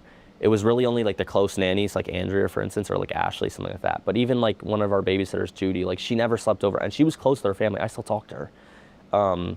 But no one else slept over, the nannies, and they were all female. See the pattern here? So. Do you ever remember your mom being affectionate with him, like when your dad was still in the picture? Do you remember them kissing? Do you remember them holding hands? Like I said, I'm not gonna talk on things like don't have a clear account of. However, she went on a lot of like business vacations, and it's like she would go on like a vacation with him, and my dad would stay at the house. And what was it for? Because no book was being released, there was no show being filmed, like it was nothing. So, you know what? I always like to fill in the blanks, and then it happened a lot more afterwards. But even during, when she was still with my dad, they left a lot, and he was with her all the time. I mean, I did a little bit of my own research, like I said again, and I found a lot of pictures of them together and very close. And then like at one point I saw a clip where he was more of a consultant to her instead of a bodyguard. And it just gets to a point where we're like overstepping professional boundaries. So they were very close. We touched on the family vacations. Was there anything that you wanted to add to that? Yeah, let's talk about something other than Steve. No, I mean, I don't think I should be in a connected room that she's sharing with a bodyguard. That's disgusting, actually. Sorry. That's just not okay. So. Yeah, well, when they go in the room together at night and like I can hear them through the wall, and I'm in there's 2 rooms and there's a door in the middle of them, you know, you can hear what's going on, and he was there. So that's pretty disgusting.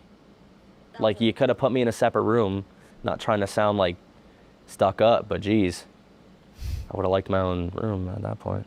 And that was at the 40th. That was after that. Yeah, that was Mexico, yeah. Do you remember her and Steve ever fighting? Do you remember them? They bickered. I mean, how do you imagine like a married couple arguing? Like I tell some of my friends, I'm like, you guys argue like a married couple. It was like that. Like they bickered, like, so that they're obviously very comfortable with each other. It was like bickering, and they were very touchy. I even remember when this was my mom and dad were still together, like they were just very touchy. And I don't know if he ever did it in front of my dad. I mean, I wouldn't. If somebody was married, I wouldn't be touching up on someone, but they were like very like touchy-feely, which if that's not a sign of like romantic feelings, I don't know what is. But and at the time you didn't think anything of it because you were a child, right? Yeah, and I was like, oh yeah, this guy's here all the time, whatever. So do you believe they've been dating this entire time? Why are we on TikTok saying it's been a year? I believe, ask her, lady, what does he know? That they had romantic feelings and actions were taken back then before the divorce, and then in the heat of the divorce, I believe they probably mellowed things out, slowed them down, And then after the divorce, with this timeline here, that's when I was talking about like going to Mexico and then being close. And I think they were okay doing that then because like she was done with my dad.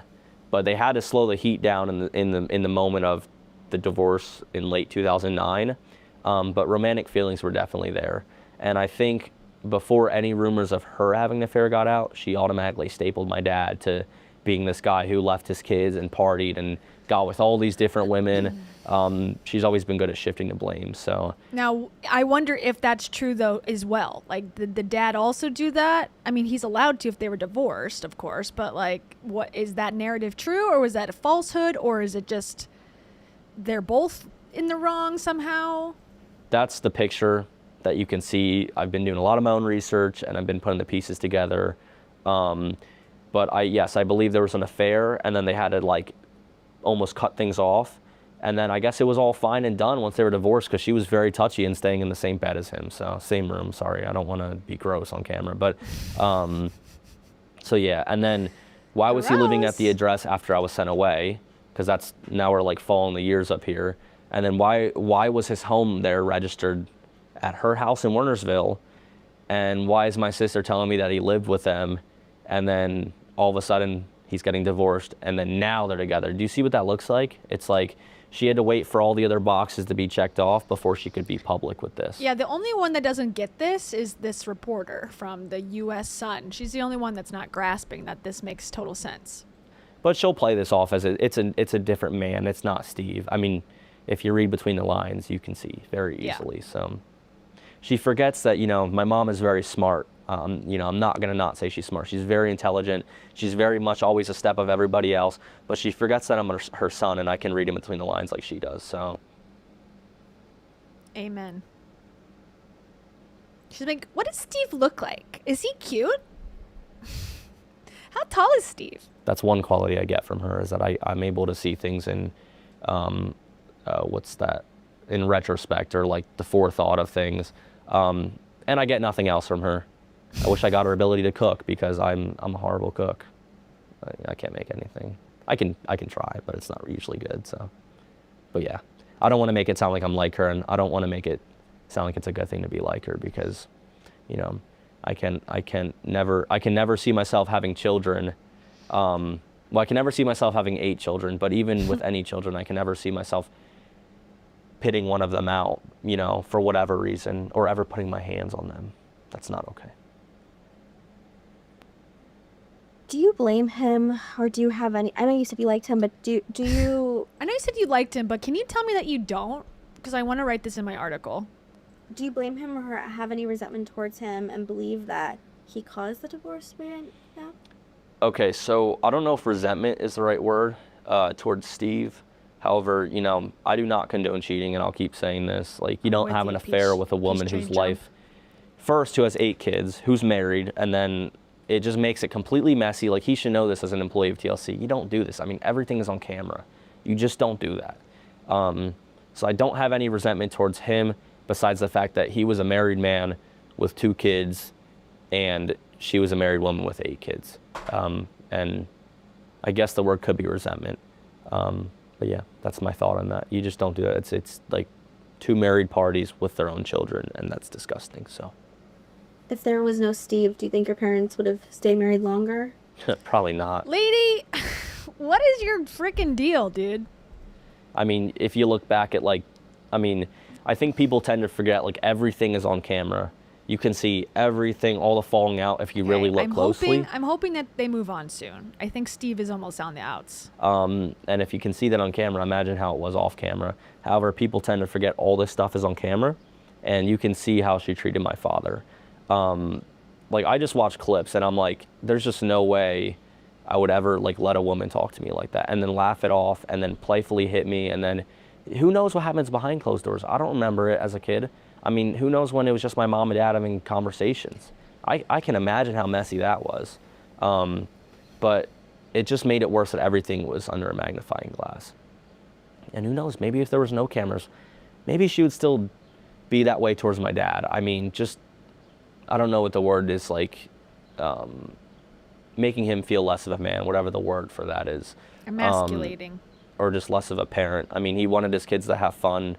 And I think she often forgot, like, when she wanted to be in control and kind of hunker down on everything and have things going the right way, I think she tended to forget that, like, my dad was someone that she could reach out to for help. Instead of constantly putting him down and making him want to feel like floating away and leaving the scene and being absent, she should have confided in him for help. I mean, that was your partner. You guys could have talked it over, but instead she put him down so much that he just wanted to be absent. He did not want to be there. You can see it in his eyes. I mean, watch the show. You can read people's eyes. He looked like he felt defeated. And I'm sick of people online defending her, saying, oh, like she was just stressed out, like just trying to control the situation. Well, that's the thing. Maybe confide in your partner and don't put him down and make him want to leave. Maybe you can confide in him and become a team and, handle this TV thing together, handle your 8 children together, besides the fact of having. Man, this is a part when I was in therapy that you get to, or I got to, where it was like you kind of correct what your parents should have done. And it's all great and helpful at the time to kind of think through and parse through all the things that they did wrong and what you would have done differently and see it so that you can see yourself as a victim in some way. Just to be able to then like forgive yourself for what you went through and then move forward and say, okay, I'm going to do things differently. But at the end of the day, having all the thoughts and all the answers of what your parents should have done, it never will apply, if that makes sense. Like, you can never apply your knowledge and your seeing of the situation and how it affected you to what they should have done. They couldn't have, realistically. And it's really none of your business at a certain point. Like, as a kid, it's like you have your perception of how it affected you, and then that's it. Like, and that's I think that's when, like, you're in the middle of therapy. You're just understanding everything and you want to explain it and you want to tell people, like, this is what, was going on, this is what happened. But to think like, oh, they should have done this, they should have done that, I don't know how much benefit that gives you over a long period of time. You can only think about how you can react to it as an adult now, going through it and like coming to grips with what actually happened. But we've all been here, I think. I went through this exact thing where I was like, this is what she should have done. This is what, my dad should. And it's like, it's good to think, but, it kind of does take up brain space after a while. 8 kids, they had this new show going on, and I'm sure it was not easy for either of them. They had to find a way to pay the bills, but instead of putting your partner down and just cracking your team apart, why don't you build that team up and confide in each other? And she often was just quick to put him down instead of trying to build up with him. Which and is that's what true, I think the problem based is. on So the show, I think at because least. of that, no, their marriage would not have lasted. TLC protected your mom and Steve a lot. Yeah. I spoke with your dad that there were photos of them that resurfaced. TLC bought them and killed them. They helped your dad be painted as this cheater, this womanizer. What are your thoughts on that? What do you think about the fascination of your dad's character? I think it's absolutely disgusting. I mean, I look back, he received death threats, and people, because people really thought it was this, right? And the disgusting part about it all is not only did the outside world and the media see this man who cheated and then left his children and killed a show that everybody loved, right? On the inside, we were getting told that our dad abandoned us as well, that he wanted to leave and go party and do this and do that and go get with all these women. And we got that picture as well as kids, and that's the disgusting part of it all. I think in divorce you should leave, all your mess away from your children, right? And the worst part is not only did the public see it, but we saw it as kids, and that's disgusting. And the biggest part of it all that really disappoints me is that, like always, my mom likes to shift the blame. So, why are we having an affair and then not taking accountability and probably feeling pretty ashamed and having 8 kids to have to own that up to? But instead of owning up to it and having to ever tell your kids about it and having to ever tell the world about it, because her image to the world mattered more than her image to her kids, I'm sure. Why instead of doing that, why are we shifting the blame? And whoever, whatever, why are we pushing the blame to the other side? And she always did that, always, so. I know you can't speak for your siblings, but why do you're obviously upset about this, and it's understandable. Why do you think your siblings, I mean, we don't know if they're upset, right? But they saw everything you did. Is it shocking that none of them have spoken out? Or that they... Absolutely not. It's not shocking. You want to know why? I'll tell you. Because before my mom sent me away and a little bit after the divorce, everything she told us about my dad, I believed it too. So that's the crazy part. It is not shocking that they don't know the truth. It is not shocking that they can't find and build these own viewpoints for themselves and these own perspectives for themselves. It's not shocking at all because I was them too. And thank God I was born stubborn and a little bit, and I could think and I could really kind of crack down on details and think for myself, because I was them at one point. Everything she fed me, everything she told me about my father, I hated him at one point. I hated him. Well, I relate to that a lot. And I also think, you start to, and I say I'm saying about myself, I started to blame my dad for then leaving me with my mom, because my mom would say, your dad abandoned us, and similar to what he's saying. And then I would say, well, screw him, I hate him. But then I would also be then the target of her meanness and ridicule and all of that. So then I was doubly angry at him for can't you protect me against her? You should be here helping me. So there's a double blow of betrayal.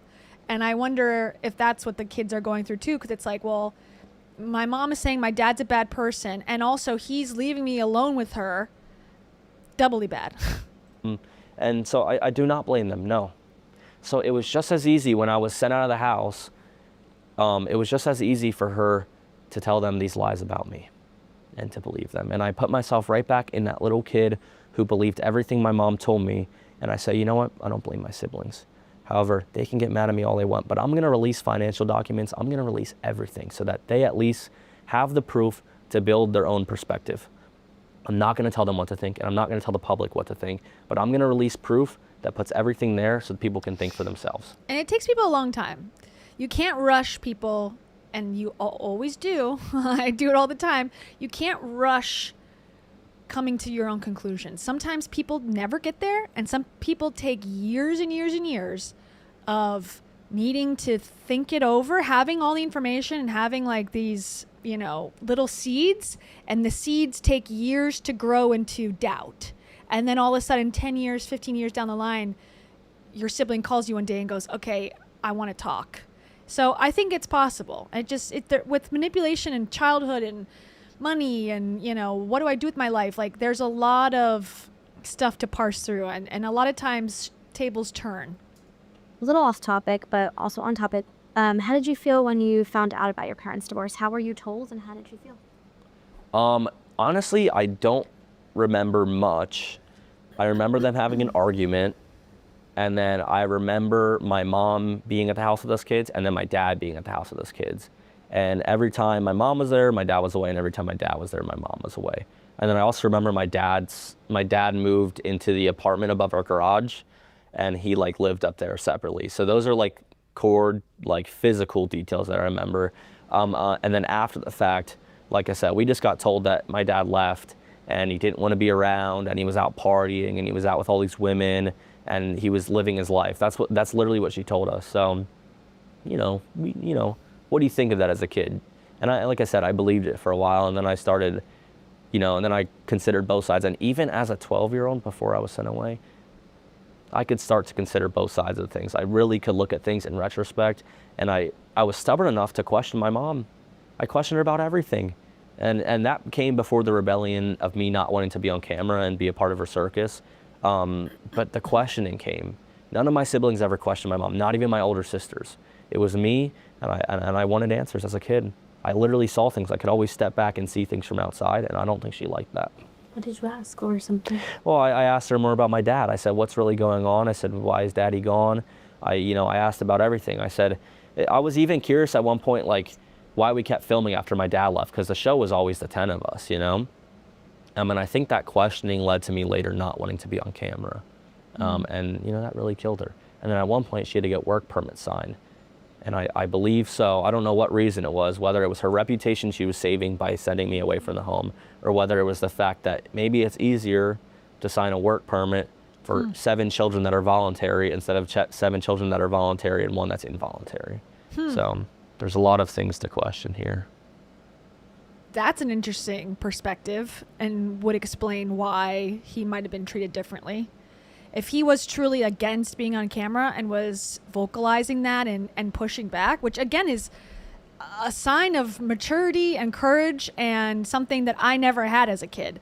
I would have been with the siblings and been like, I trust my mom. I don't know. Like, what am I supposed to do here? But I'm really impressed, by his autonomy at a young age. Mac was here. I was going to call you Macawas. Macawa's here. Hello. Mac was here. Thank you so much. Iconic that he calls her by her full name. I know. Kate Gosselin's perspective is warped. I did like that moment. You're gonna get spanked by the universe. That's going to be Kate, I think, after this book comes out. I have a thought. I'm just going to guess. It seems like he's got his facts, and I hope he, puts them all in the right order. Oh my gosh. Are you freaking bonker pants? And then she's going to have to sell a lot of dog food on TikTok to make up for the, perpetual lawsuit. Your girl is a bougie bitch. You are privileged AF. Poverty mindset. Thank you, Mac was here. I appreciate it. How does it feel to see your dad kind of be vindicated all these years, and for you as well to kind of not have to hold this secret anymore of this affair? I don't know if it's much of a relief, because the relief for me comes from the accountability of my mother, and I don't know if I can see her coming out and being accountable for these things. So even though the truth is out there and I lived it and I saw how close and weird it was, that dynamic, that chemistry between them, I think the accountability comes from her end. And I think no, I don't. I know the accountability comes from her end, and I think the relief also comes from her accountability. So I don't know. I have mixed feelings. I'm kind of in the middle on things right now. Are you grateful that Steve was in your life? It sounds crazy. It's like a little bit of a bittersweet thing. It is a bittersweet thing. I'm not grateful, nor do I appreciate the actions of, like I said, cheating or having any type of affair.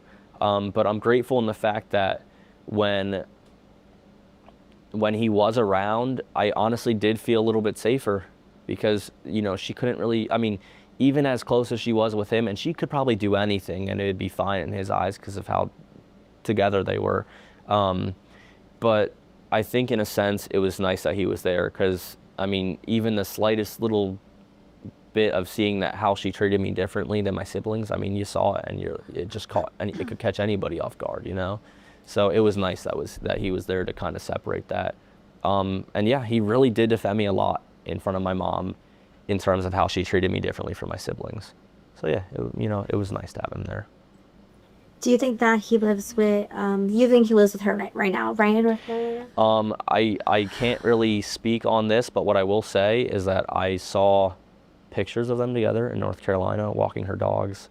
I have literally full pictures of them together. So, and mind you, she hasn't really done anything besides special forces. So if we look at the timeline here, why is he there when she's not working?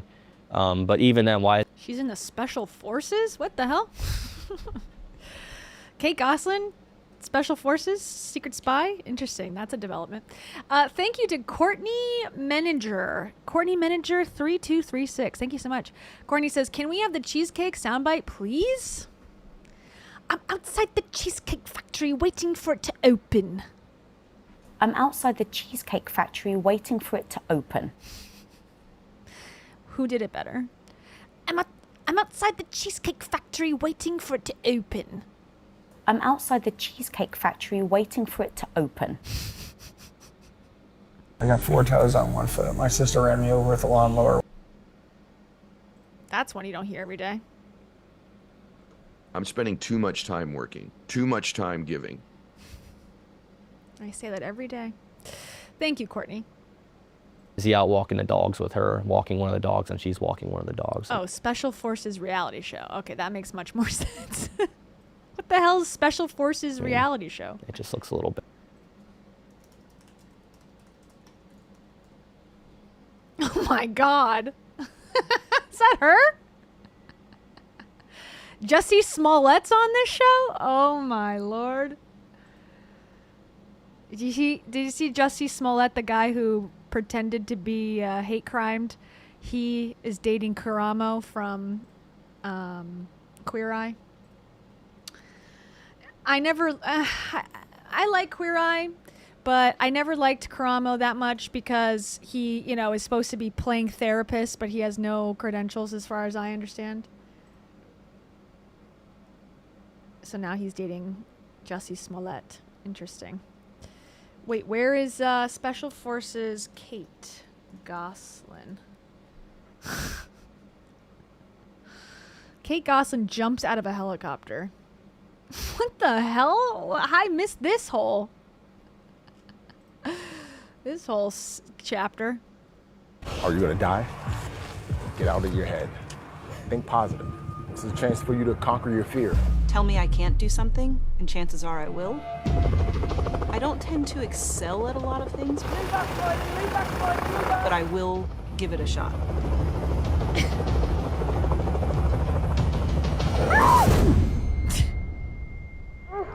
Hey, stop all that moaning. Is there a shark down there biting your foot off? Are you gonna die? She's like, I'm gonna show you how dramatic I can be. Look at this. I fell in the grass of my own home. And I had my boyfriend, who is also named Steve, who is my bodyguard, who I only met 1 year ago. Where is Kate Gosselin now? Apparently she's in the Special Forces with Jamie Lynn Spears. What is this show? I've never heard of this show in my life. Oh, she got kicked off? Is this a show you get kicked off of? It says Kate Gosselin wanted to conquer her fears on Fox's new show Special Forces, but the fear caused her to lose form and the results were disastrous. She got a neck injury and left. Okay. How do I... I really want to beat my fear of heights and water. Okay, well. There you go. She got a neck injury. She always quits. She's crying. She's friends with Britney Spears' sister. Okay. Okay. Let's just go back to this for a moment.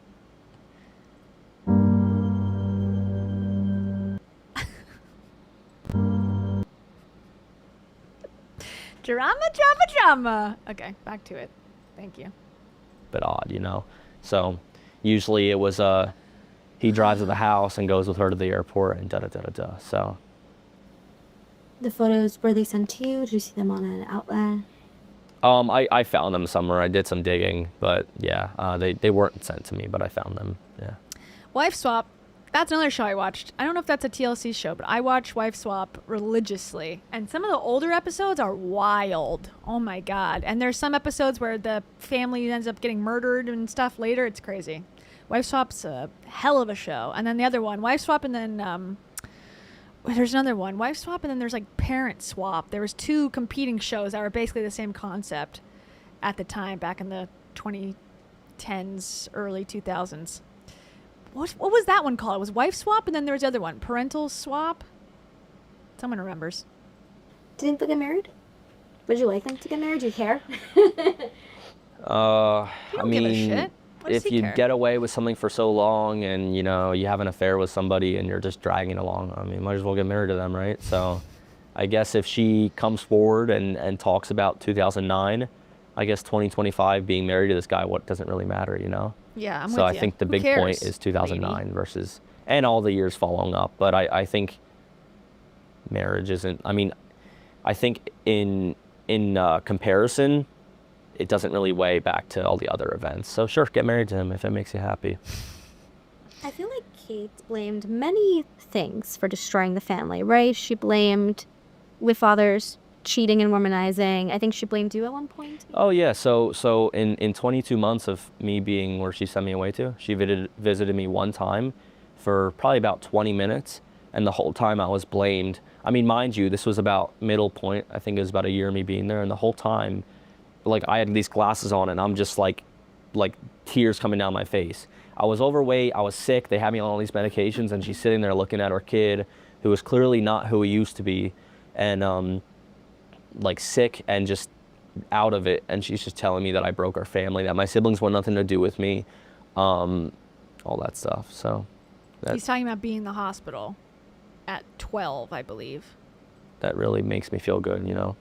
I mean, knowing that it was, you know, her actions that really did destroy the family. I mean, what do you think of that? Just that it's her. It's an accountability issue at the end of the day.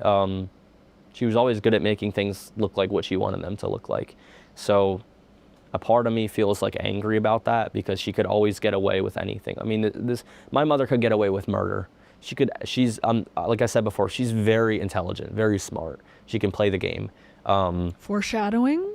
She could get away with murder, literally. So it frustrates me that, you know, looking back at my younger self, that I was told that I broke our family, and I was fed all these lies about my dad that I almost believed. And then to find out that all this time it was her affair, it was her reputation to be saved, which is why I was sent away. It was her telling my siblings all these things about me when they were away out of the house. That's when the damage was dealt to me from my mother. So they weren't even there. And then Trading spouses was the other one. It's Wife Swap and Trading Spouses. And it's exactly the same show.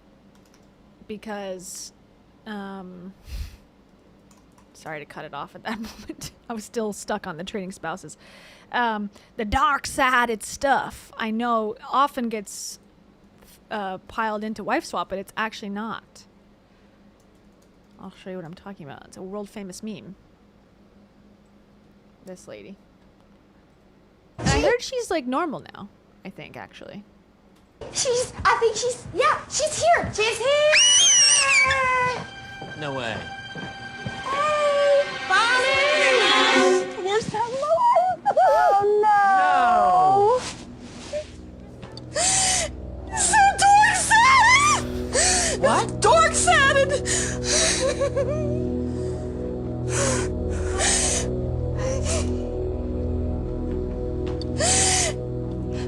Not of God. It's not Christians. She's not a Christian. Did you not ask if she believed in God? She's not a Christian. She could be a Jew and believe in It God. doesn't matter. She's tampering in dark-sided stuff. Yes, she did. The entire house is dark-sided. She said her whole house is... She is dark-sided too. Why are you mad at us? Are you mad at us? This is my house. I want no money. I want nothing. I want my God and I want my family. This is tainted. I don't want it. Whatever it is, it's tainted. Whatever it is you give it me, I give it up to God. I'm a God warrior. And I don't want someone with tainted anything in beliefs doing anything with my family. Highly recommend that show. Okay, sorry. Let's go back to a very serious, sad thing. Unfortunately, we just needed a little break. We needed a little comedic relief. Okay. She's not a Christian. Hold on. Dark-sided stuff today, lady.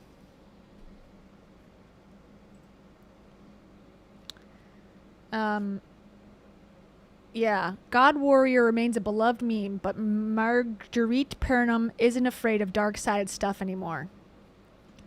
So she's really changed. Oh, the video went down.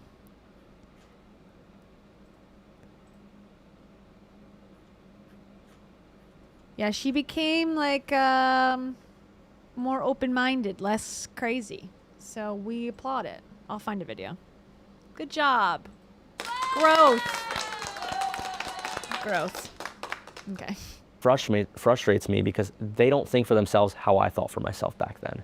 So think, you know, if you're being told all these things about your brother when all you saw was me being withdrawn and sad and whatever, after all the events that occurred when you weren't even in the home. I mean, think about it. She can play any story to anybody, and she was always able to. If you can say something to your mom and Steve today regarding their affair and what they did, what would it be? Do the right thing. Tell the truth. Come clean. If you get married, congratulations. That's good on you, but let's fix the past before we button it all up in flowers and rings, you know? Everyone's Gorgile. so happy for her. How do you feel about the feedback she's getting?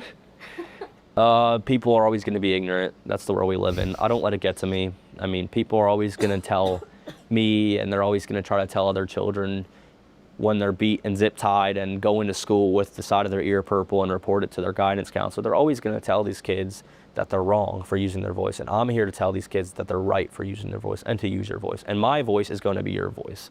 So it's just do the right thing, you know? So, you know. Can't agree more, man. I think that's great. And it is a lot of times kids do get shushed away or pushed away and go, yeah, whatever, or like come back when it's serious. And then there's missed opportunities to help a kid. I do agree. Back to Kate Gosselin. Here's just something, I need to show you guys this, that she's normal now. Mannequin sitting behind here. She's so beautiful in person. Stop. I mean, like, no, head to toe impeccable.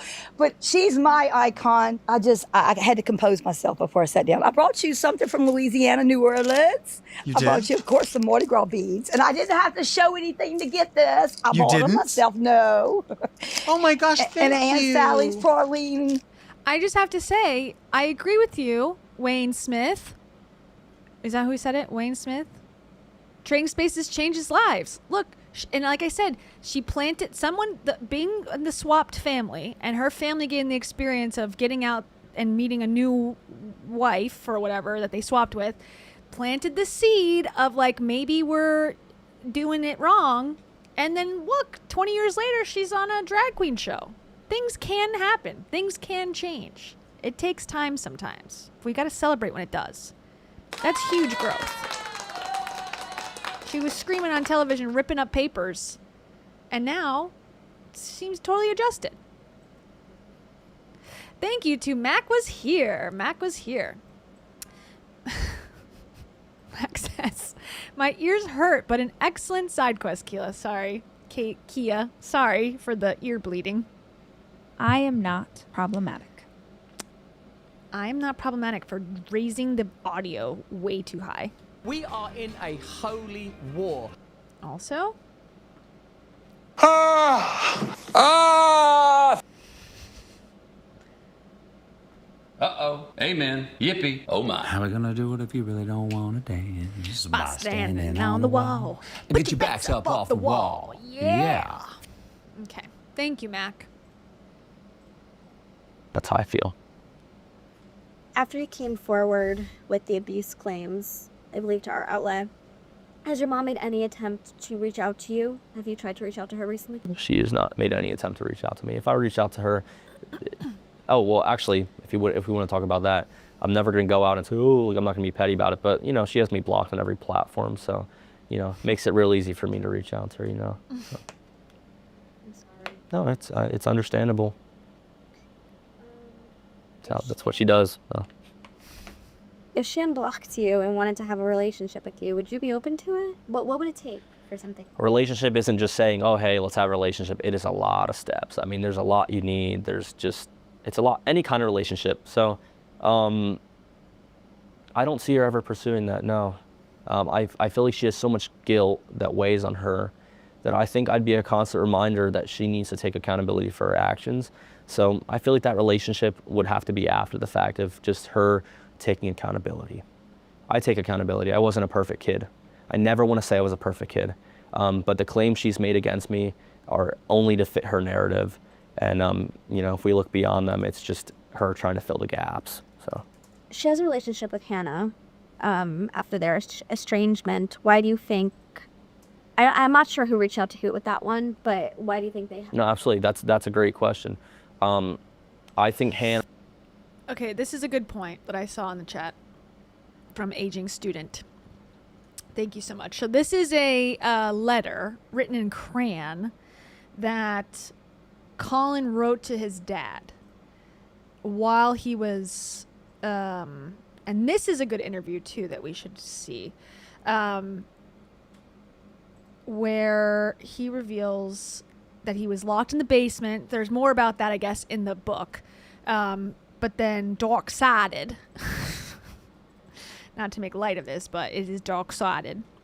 And also, I don't know if this is the zip tie part, but that when he was in the hospital, that he wrote a letter and sent it to his dad, and it was like, you know, this really sad, please come help me. Please come fast. I love you. Help me. Bye. Collin begged his dad to come and save him from the mental facility in a letter. Where's the rest of the letter?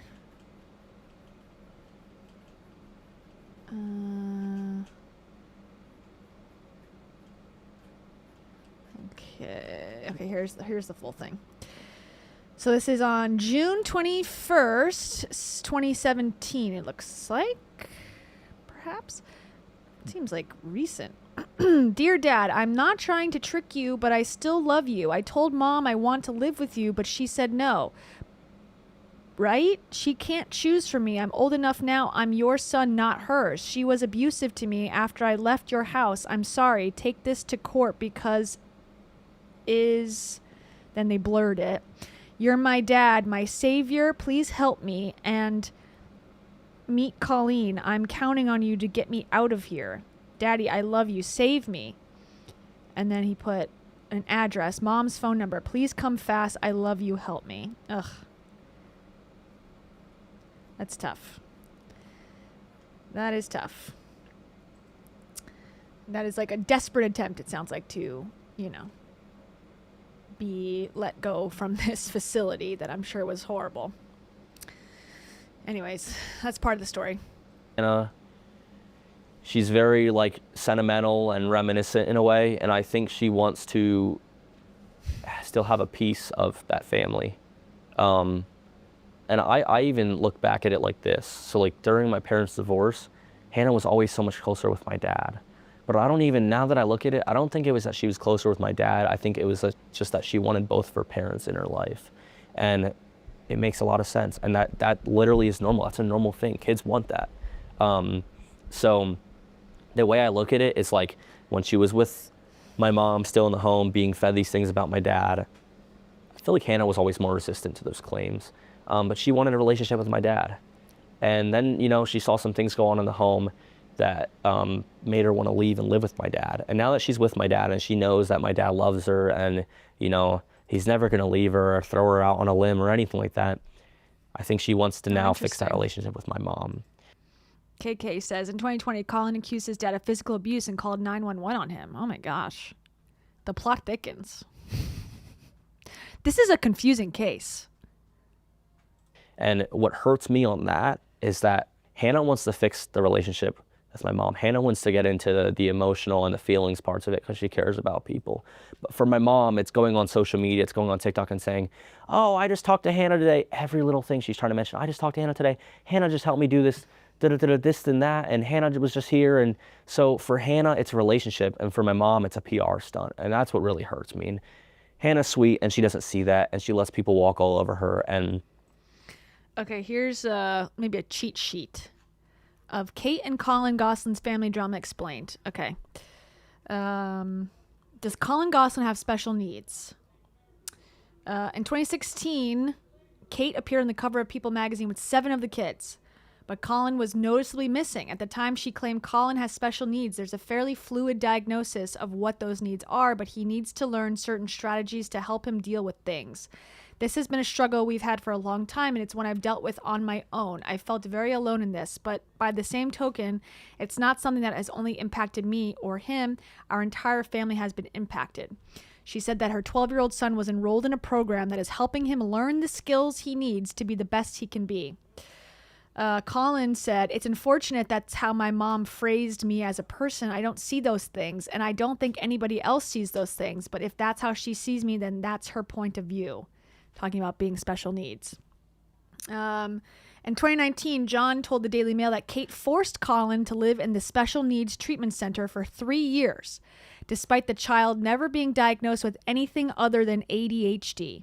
He and Collin also appeared in Vice's TV show Dark Side of the 2000s in 2023, and Jon revealed that doctors still had no diagnosis for Collin and were going to figure it out. In response to that, Kate said, "My son Collin, who I love with all my heart, has received multiple psychiatric diagnoses over the years." Okay, I'll just say, most people, even with severe psychiatric conditions, don't get put into a facility for 3+ years. They just don't. Like, my dad has very severe psychiatric issues. He has never been hospitalized for more than a couple months at a time. Not to say that that was the right choice or she made the wrong choice, but that's very rare, especially for such a elusive condition. That seems very, very extreme. For the safety of myself, his brothers and sisters, and for his own well-being, he was placed in a facility following years of outpatient treatment, which proved insufficient for his needs. The decision to admit him was made by emergency room doctors following one of his many attacks/outbursts, this one involving his use of a weapon. Okay, so I don't know what that is. She's not going into detail, so it seems, but I guess there is part of it too, is like, well, if the doctors didn't think he needed to be there, would they have kept him there? I don't know how all that works. I'm curious to hear his thoughts on that. Kate alleged that Collin's unpredictable and violent behavior continued after Jon had him released from the treatment center. She said her son has a distorted perception of reality. She added, "All parent-child relationships are complex, but when mental illness is involved, it is incredibly complicated and painful, let alone easy for others on the outside to understand." Meanwhile, Collin accused his mom of sending him away because he was starting to tell people what was going on at home, and, she caught wind of that and had to put me somewhere where I wouldn't be able to get the secrets out. Now, this is something, too, that I relate to. As an adult, I was almost 30. I was like 28, and my mom started to accuse me of being mentally ill and needing to be hospitalized as an adult. And she messaged my friends and was trying to get them to convince me to go to inpatient treatment. And I was not mentally ill. I was literally questioning things from my childhood to her and upset about things at her specifically. And I feel like she just couldn't handle it. So I relate to his story quite a lot and find myself empathizing with him, because it's like, no, this really does happen to people. It happened to me. But I'm keeping an open mind. Maddie publicly backed up her mom's claims about Collin's behavior. She says, quote, "I do not owe my allegiance to any person who has physically threatened me and every member of my immediate family. Some incidents as recent as last year," she alleged on Instagram. Further, "I will never allow someone who has exhibited hateful and even violent behavior towards others based on their racial identity, gender identity, or religious beliefs to be in my life. Kindness, tolerance, love, and acceptance are core values in my life, and I refuse to compromise them for anyone, even my brother Collin, who has unfortunately made his opinions very clear in private." Okay, so she's accusing him of being violent and sounds to be racist, sexist, anti-religious of some kind. Interesting. Okay, so another wrench in the story. Why did Collin move in with Jon? So why did Collin move in with his dad? Jon told the Daily Mail that he rescued Collin from the treatment center after the then teenager's roommates smuggled out a note Collin had written begging for help. Jon alleged that Kate didn't even tell him Collin was in the facility. The letter, we already read that. Okay. At first, Jon was awarded temporary custody in 2018. The then 14-year-old had numerous home visits with his dad, and Jon said, "Collin wanted to live with me after leaving treatment." Collin's decision came after his accusations of abuse against Kate. More on that below. He eventually moved in with his dad full-time. Okay, what does Collin accuse Kate of?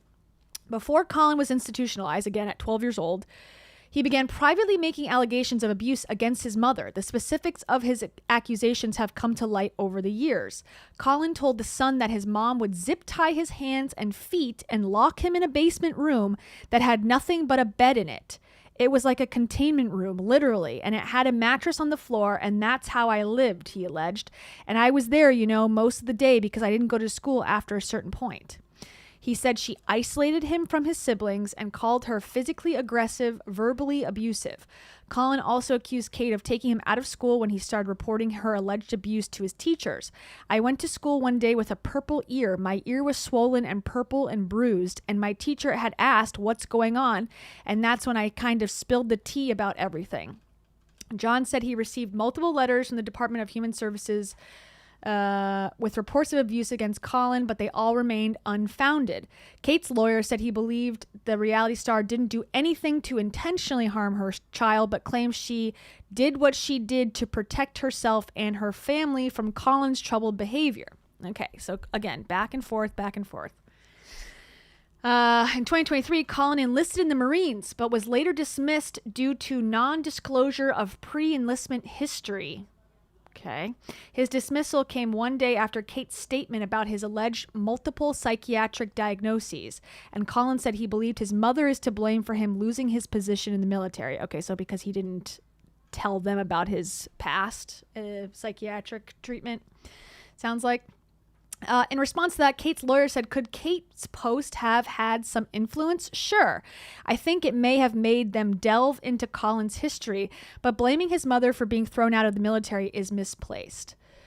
After Collin announced his 2026 memoir, fans urged Kate to sue him for defamation, and she replied, I can't because I'm a public figure. Rules are different, unfortunately, or I def would. So she wants to sue her own son, except that she's a public figure and can't.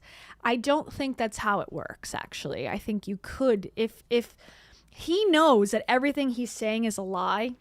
I mean, it's hard to prove defamation. It really is. But if she could prove that everything he's saying is made up and that he knows it's made up, she would have a case. But I don't think she wants to do that because there's probably a lot of discovery that would go on in her personal life and her personal stuff, and for a mother to sue her own son is pretty crazy. I think it makes her look bad, but she def would if she wasn't such a famous lady. Okay.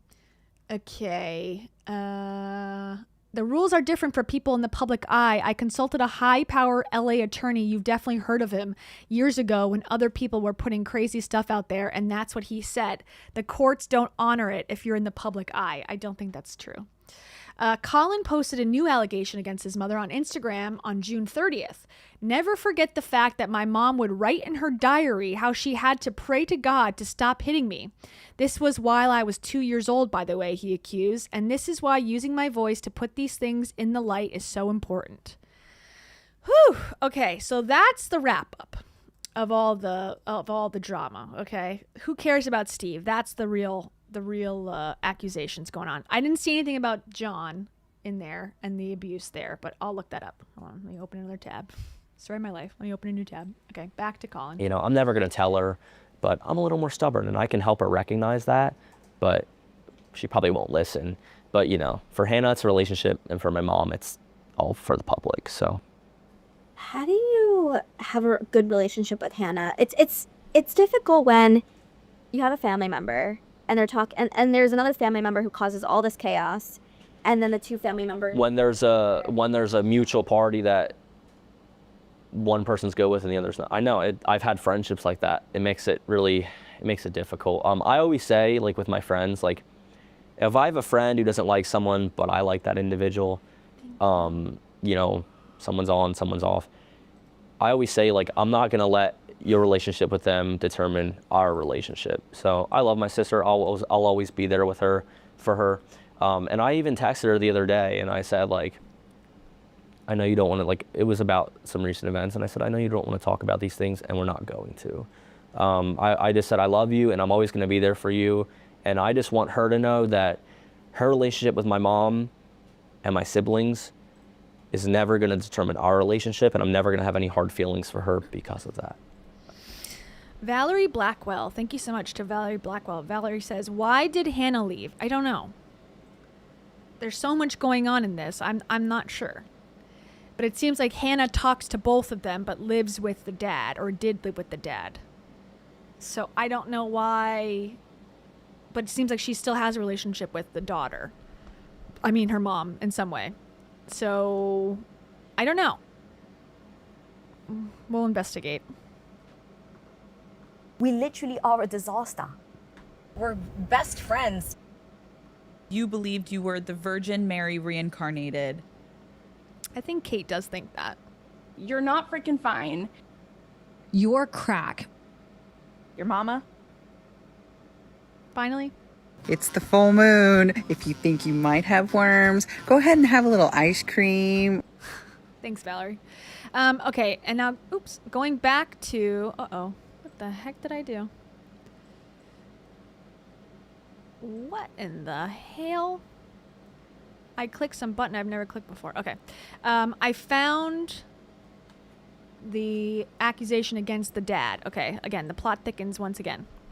Kate Gosselin's son, Collin, accuses dad, Jon, of physical abuse, prompting investigation. Kate says, I do not want this buried, swept under the rug, or minimized. So she wants this abuse allegation to be maximized. The ones about her, she wants to be minimized. Okay. So this is from 2020. So it says a child abuse investigation has been launched following an incident involving a then 16-year-old Collin, who later accused his father, Jon, of punching and kicking him. People confirms that the county of Berks, Pennsylvania, had notified Kate of an open investigation into an alleged violent incident between Jon and the teen that took place earlier in the month. According to the report, the allegation is of causing bodily injury to a child through recent failure to act, hitting, punching. The report does not name Jon as the alleged perpetrator of the abuse, but the allegation is consistent with Collin's accusation last week on Instagram that his father beat him.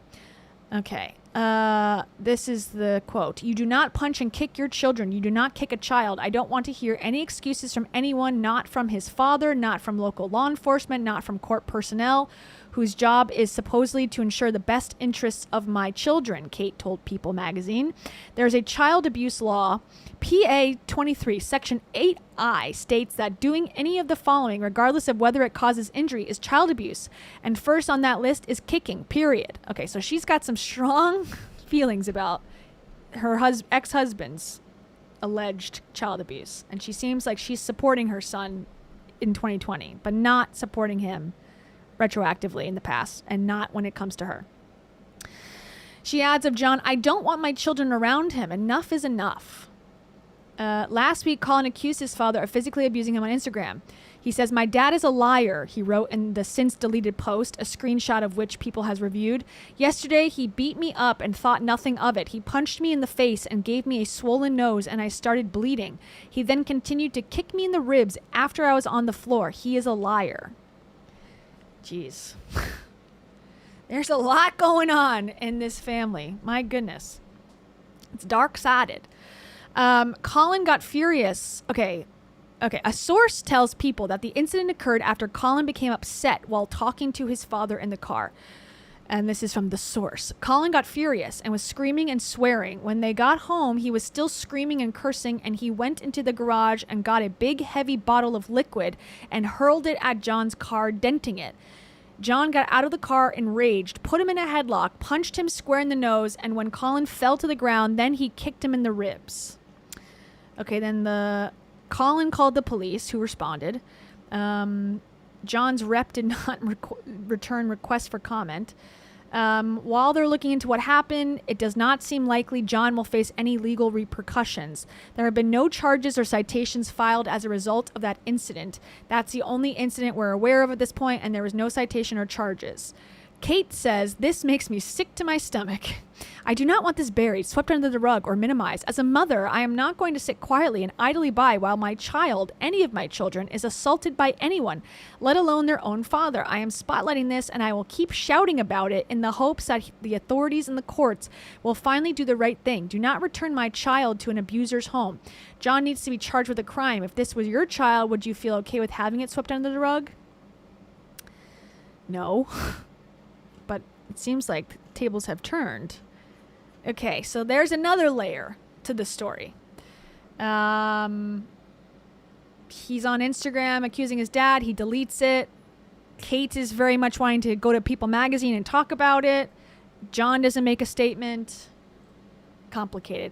And I do understand too, like, okay, this kid's been through it. Now he was hospitalized from 12 to 15. He's out now living with his dad. I don't think you just go back and you have a perfect life and you're, have no issues and no problems. So anyways, all that to say, that's what happened there, allegedly.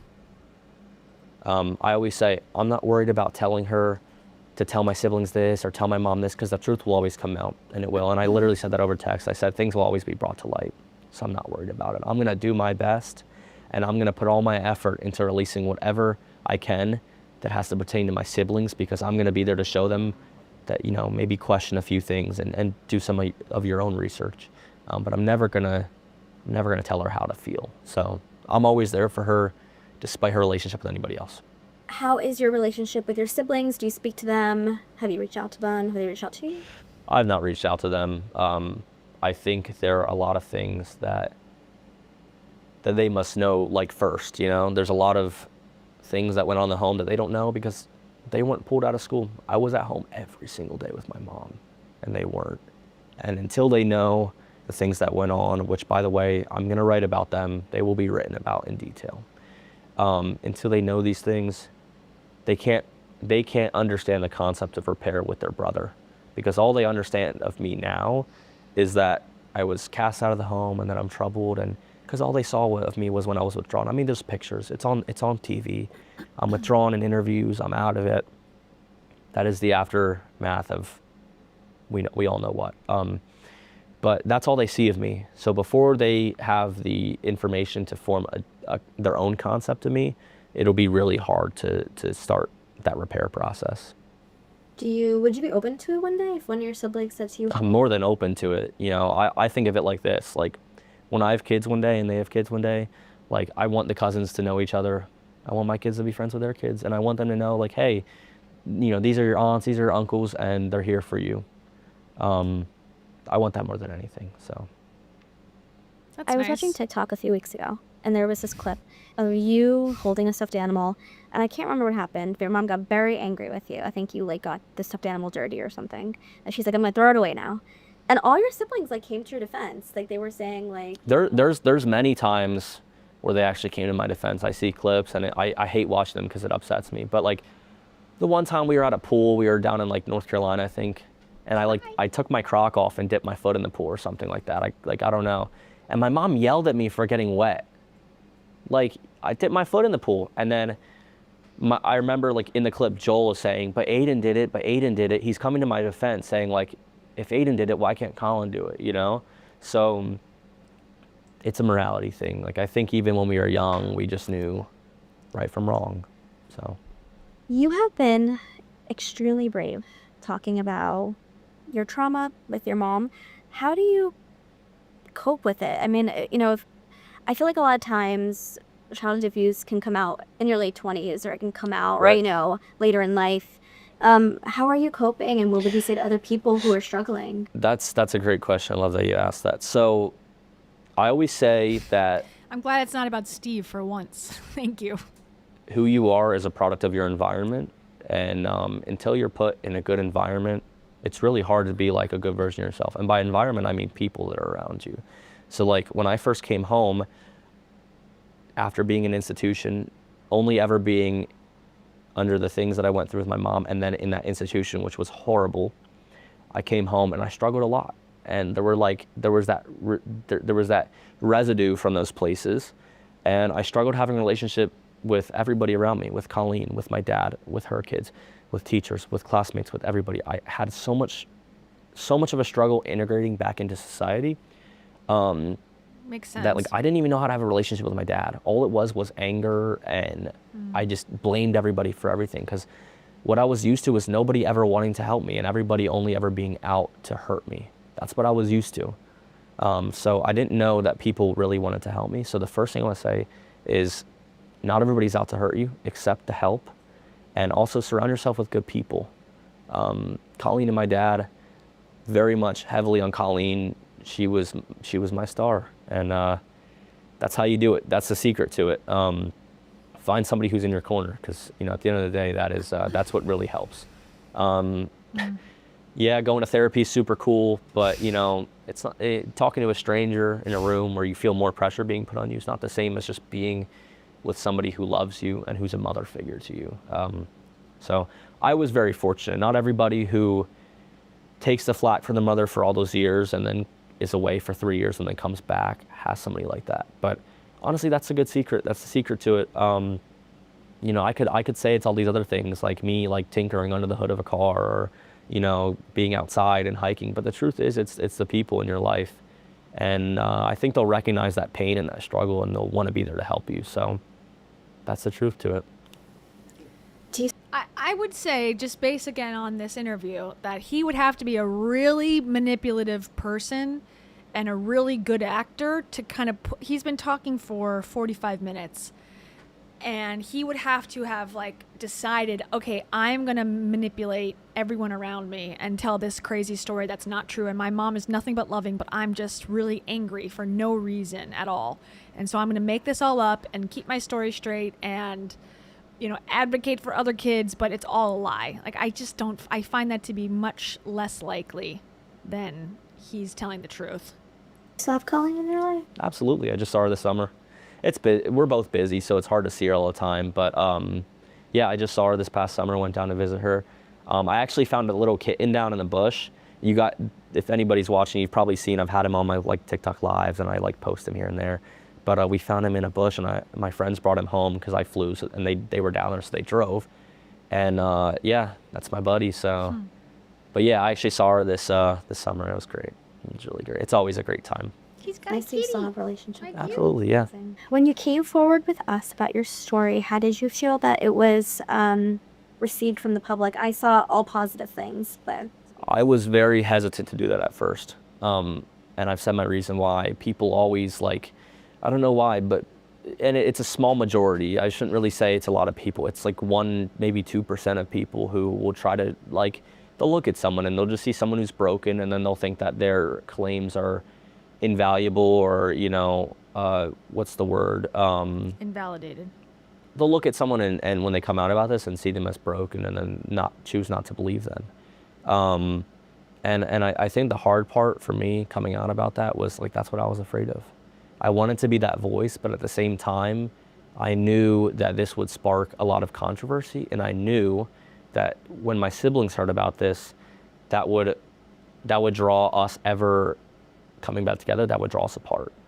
However, in the pursuit of truth and in the pursuit of advocating for children who go through these things, not just on reality TV, every day in homes where it's never seen by the light of a camera, I had to choose that as a priority over what my siblings may think. And that was really difficult for me, because I knew as soon as I came forward with these and with what happened in the home, and I'm not even done, because like I said, I'm writing a book and it gets into very, very, very, very harsh detail.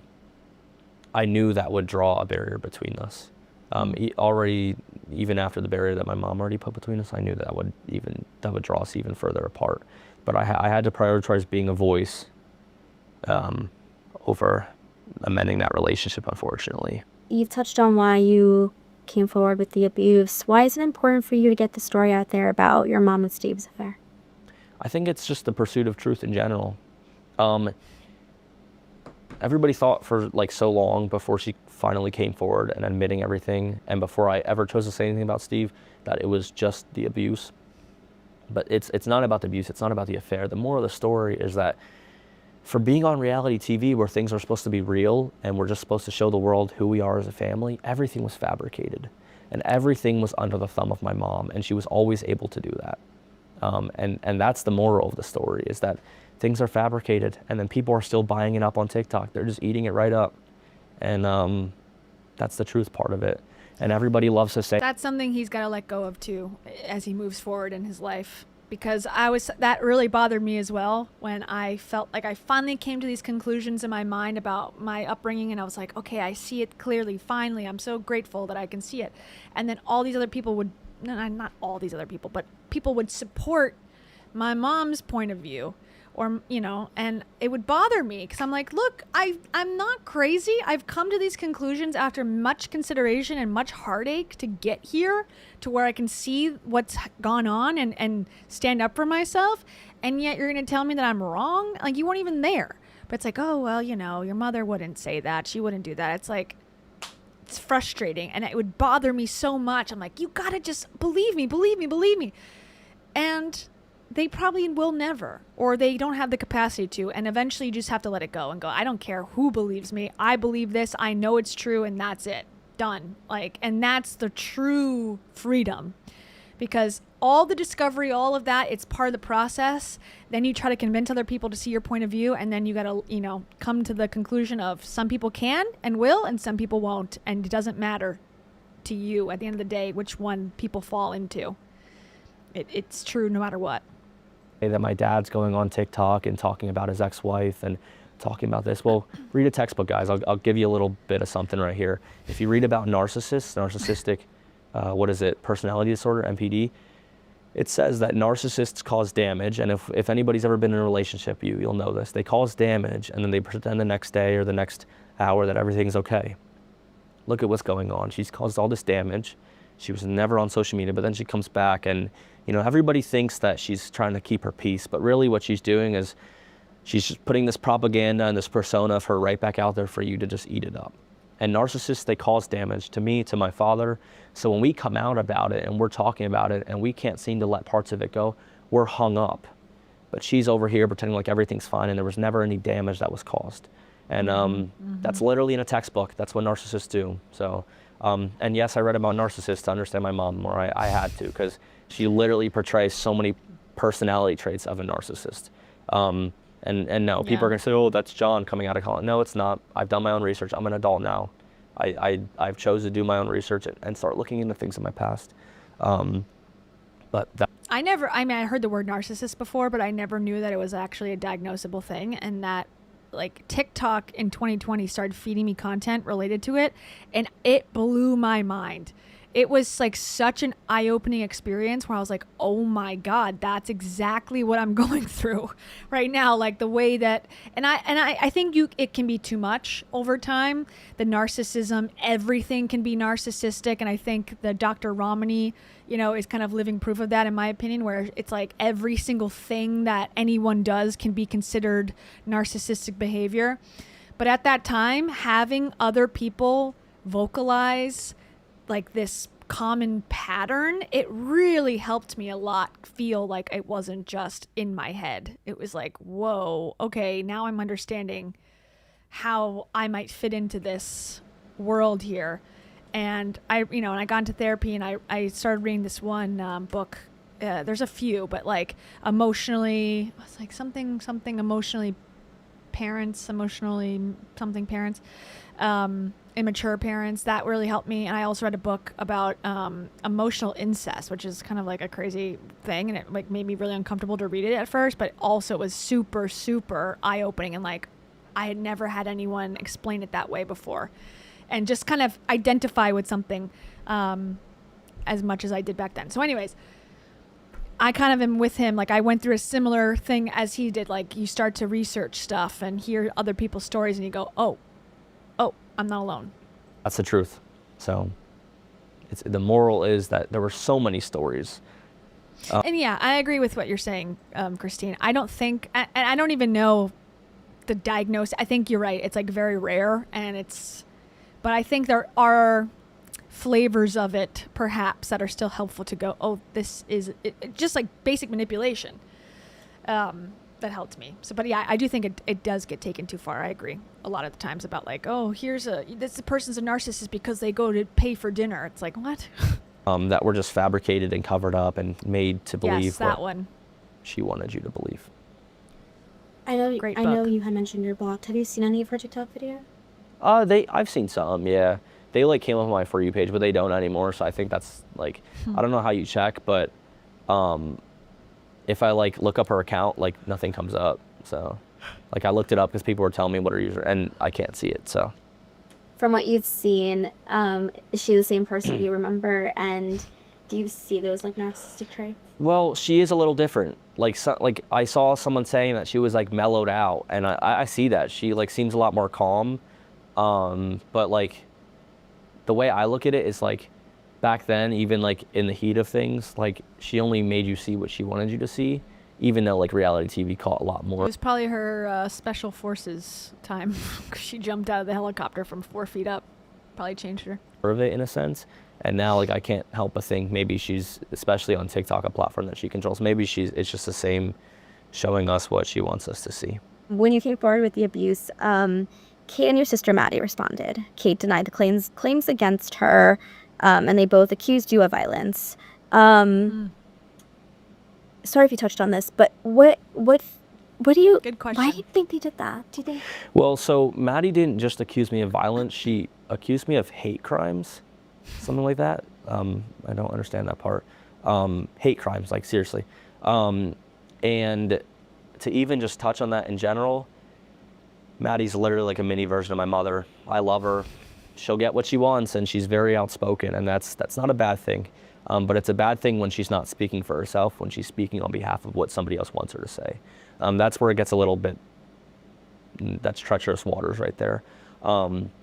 So for Maddie being in college and living her life and doing social media and whatever she's doing, I just think it's like troublesome that like my mom wants her to say these things about her brother.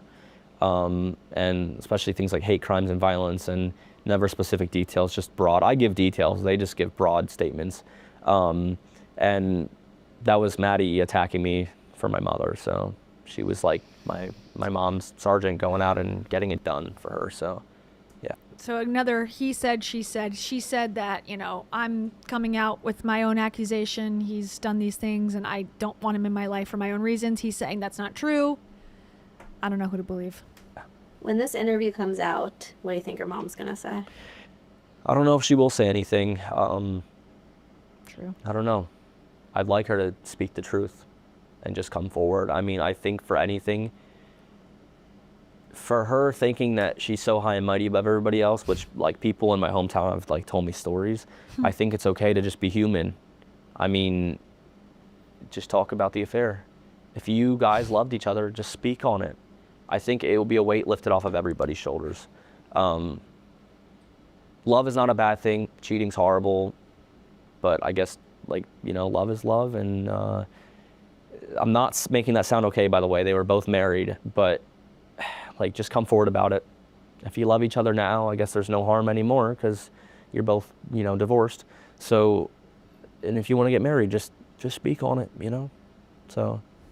Do you think we'll see Steve on one of her recent TikToks, upcoming TikToks? I don't know. He never wanted to be on camera, even back in the day, ever. Like he is on some parts, like there's pictures obviously, but like when we were filming, I think it was only like, there was like one show where he was being kind of like an advisor to her or something like that. And that's She like references him, but he's mostly off camera from what I've seen. the only thing I ever saw. I just saw it recently. It came up on my For You page, like a clip of her, like them in a car, and I was like surprised. I was like, I had to do a double take because he never wanted to be on camera ever. Like that wasn't his thing. So I don't know. Maybe that's still him, and he probably doesn't want to be on social media at all. But She actually said that the person does not like to be on camera and that he'll probably just like pop in and out. So it seems pretty. yeah. Pretty He like never wanted to be on camera ever. Like he always walked behind them or to the side. Like he was with us a lot of time, but he was off out of frame. So. How was your mom with his children? I know you don't like him, obviously you don't have to answer, but did she have a good relationship? Well, so there's two things. I remember briefly that we went to a graduation of one of his sons, which is interesting, you know, that's a little bit odd. He was an employee of TLC. And then another thing, I mean, people are loving fighting me in my comments on TikTok, but I released recently, there was an education trust made for me and my siblings. Okay, let's redo that because this Nat is in here because he loves to go in and out of that door, my dad. So there was an education trust made for me and my siblings. It's called the Gosselin Family Education Trust. It's not a will, it's a trust fund. And it says that so Steve, the bodyguard, was listed as a co-trustee, and it says that after living nieces and nephews, and in the event that my siblings and I shall not be here anymore, that Steve becomes the co-trustee and his children are listed on there as beneficiaries. People are love to tell me, oh, that's normal, you know, that's normal, we do this all the time. So why not the million other family members that we have? I mean, why not the aunts and uncles, people who, you know, might benefit from the money that were there, that helped with the family, that were in our lives, anything like that, right? And it's not in the event that like they would have to take care of us, we're all adults now, but it says that in the event that we would not be here anymore, right? So my question is like, even though it's a bit extreme because it's after like my mom, my dad, me, my siblings, and no nieces and nephews could receive the money, but that he becomes a co-trustee and his kids are beneficiaries. Even if we're just looking at in general, back in 2009, that was made, by the way. And this was before their divorce too. So it just looks a little bit odd. It is odd. Why is an employee of TLC's kids listed as beneficiaries? It's weird, of a trust made for me and my siblings, where it could go to a million other family members. And people are like, oh, well, like, you know, the bodyguard was the only one that Kate could trust in her corner at the time. That's what she wants you to believe. When she go away, oh my gosh, we had babysitters and nannies with us all the time. We had people she was so close with. She could have made that written out to any of them that were actually family members where there wasn't a conflict of interest of it being a TLC employee. So that's where it looks a little tricky. There was a lot of people who she could trust in her corner, but she made it out to be like, I don't have anybody to trust. I'm on my own with things. Besides the fact that there were nannies with us all the time and they were super close with us and they took very, very good care of us. What are your thoughts on that? I obviously didn't go. Well, some of the nannies did. Let me just clarify that. Some did, but that's odd. It's really odd. If first he's an employee, point blank period, but if he wasn't a love interest or anything, why was he down if he was just a bodyguard? Why was he to be made a co-trustee, a decision of your family's money with his kids listed as viable beneficiaries? That's just very weird. It is very weird. You can't deny it. It is very weird. He's not saying anything more than it's odd. Fair statement. And we have that.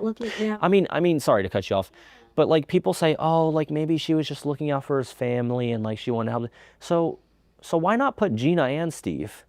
Why not put Steve and his wife and his kids and his family? Why just put Steve as the co-trustee and just his kids as beneficiaries? Now you're thinking, Collin. Now you're thinking. Good question. You're a better investigative journalist than this woman asking you questions about Steve. What about his wife? If we're trying to hand it down to a family that it may be helpful to, that you cared about, why just give it to Steve? Right? Why not give it to his family?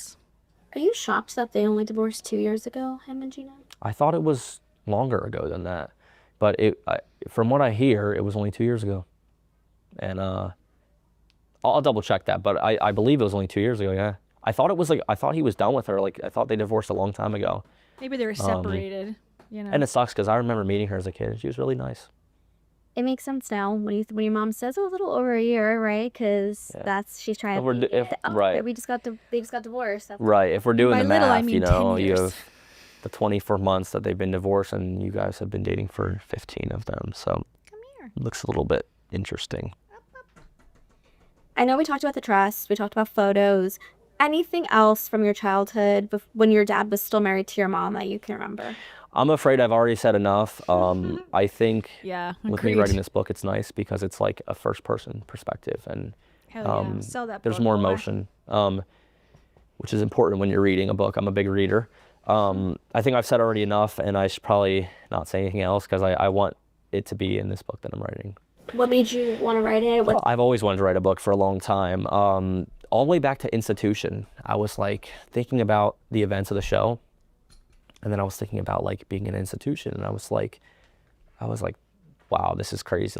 Like you just thought about how Institution was, and I was like, and I remember so many details of it, and I just thought about life experiences in general, everything from TV to Institution to like different family members that she hired to be there with us, and just different experiences, and that would make more sense in the book. But there was always just things that I felt were important to be out there in the form of a book. Yeah, they did. You wrote letters. Okay, the USA has scored 1 goal, everybody. I hear cheering outside, and I just checked my phone. Now, half the time the goal gets taken off, so hold your horses, but just so everyone knows. When you were in the institution, did you feel like writing helps you with everything going? Honestly, no. I honestly don't like writing that much. And my English class in college here can speak for that. Essays are not my thing. Writing in general is not my thing. I do like reading though. And usually people like reading like writing, but I don't know. It just doesn't click both ways for me. But yeah, I can write, and I think it's important when there's importance behind the writing. But like just in general, probably wouldn't be like my everyday hobby, you know. Have you done So, publisher? I have, yeah. So yeah, we're in the process of that right now. So I'm really excited. Have you started writing? Yeah. I'm working with a lady who is actually she's helping me to construct this a little bit better. I don't know why they released this interview in like today or last night, premiered 21 hours ago. This is old news because the book's coming out like soon. You can pre-order it.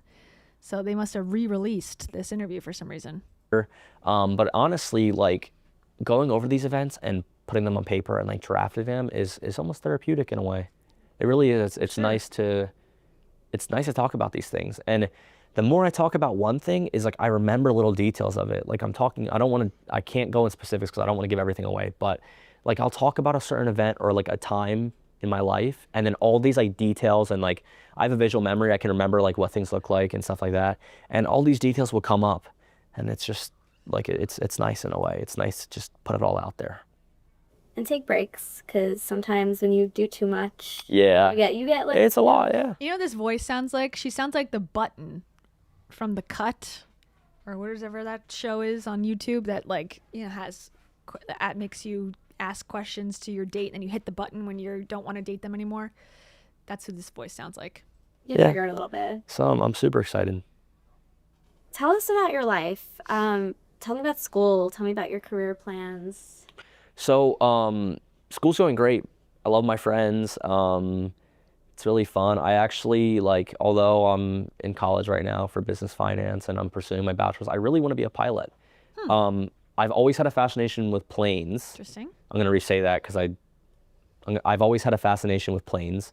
And then he's such a TV kid, you can tell. Or like someone who makes videos. It's like, okay, let me say that sentence again. He's got it ingrained in his brain. Recently, I met this guy and I was talking to him, and he's a pilot for American Airlines, and we just started talking. I sold fiber door to door. I did door to door sales this summer, and I knocked on his door, and I didn't even want to sell the guy fiber anymore. I just wanted to talk to him about he was telling me about his passion, and it sparked something in me that was there, but I hadn't explored recently, and now I just was I started researching, and I was I really would love to fly planes. It's super cool. It's just something that fascinates me. And the thing is about pilots, if you want to be a pilot, you want to be a pilot. It's just one of those careers, I gotta say, I went on a date with a pilot back in 2014, 2015 maybe.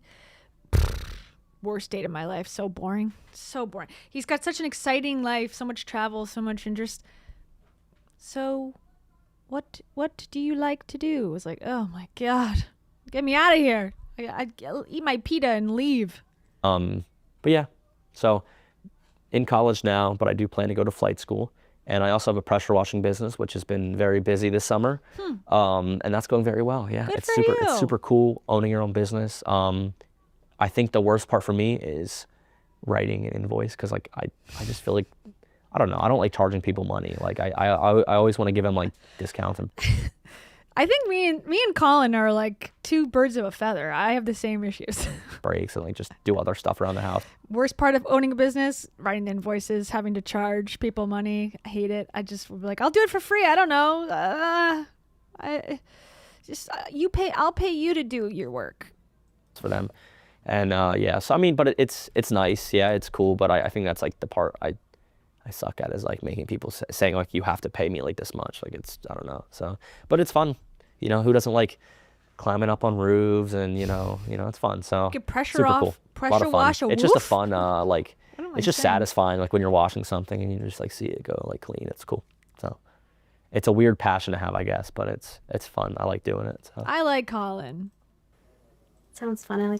I like watching Kate Gosselin's content and watching Collin's interview, I am much more aligned with Collin as a person. And again, he could be just a really, really, really manipulative guy who's just out to make his mom look bad for no good reason. I just don't understand the point of that. Like, it really seems like he's genuine to me.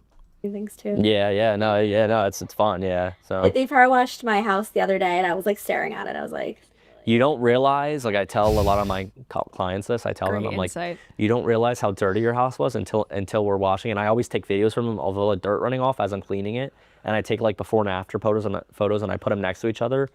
And I show them, and they're like, wow, like it didn't even look that dirty, but now it looks super clean. So you can tell how dirty my house is. I was like, yeah. So super fun. are you still in the military? So I'm currently not. However, I am working, and I don't want to talk too much on it just because I like to keep those things separate, military and like public stuff. But I am currently working to appeal their decision and working to go back right now. So yeah. That's everything I had. Was there anything we didn't touch on? It's the only thing I had other than Steve. What do you guys think about Steve again? I just really am curious to bring up Steve's name again. No, I think we touched on everything, and I think I said a little more than I should. So in terms of my book. So yeah, you know. But no, there's still a lot more for that book that I have. I'm still hooked. I'm still going to buy it and read it. He did a nice teaser for us. Good job, Collin. Yeah, again, I'm opening my mind to other possibilities that I could be manipulated at any given time, but I'm just not feeling that is what's going on. I mean, this is giving manipulation. And her in the comments strategically responding to really supportive ones is giving, you know, manipulative. But again, you know, you never know. I'm trying to look through her comments to see if there was anything else interesting. Just talking about the dog. It says, Kate, you handled, cared for and raised 8, arguably 9 children yourself and did it beautifully. This is nothing. You got this. We believe in you, Kate. Aw, thank you. It'll be fine. You got this. You're going to have the best of both worlds. One that is quiet and easy, and then you're going to have Coda, who is a wild... Oh, talking about the dogs. Where is Steve? Good morning. He's out on the West Coast working. He'll be back soon. Oh, I'm glad we got a Steve update. I just love hearing about Steve. He's my favorite. So just talking about the dogs. Okay. Hey, I don't blame her. I love talking about dogs. Good. Where is Steve? Working on the West Coast. Cupid stunt. Weird.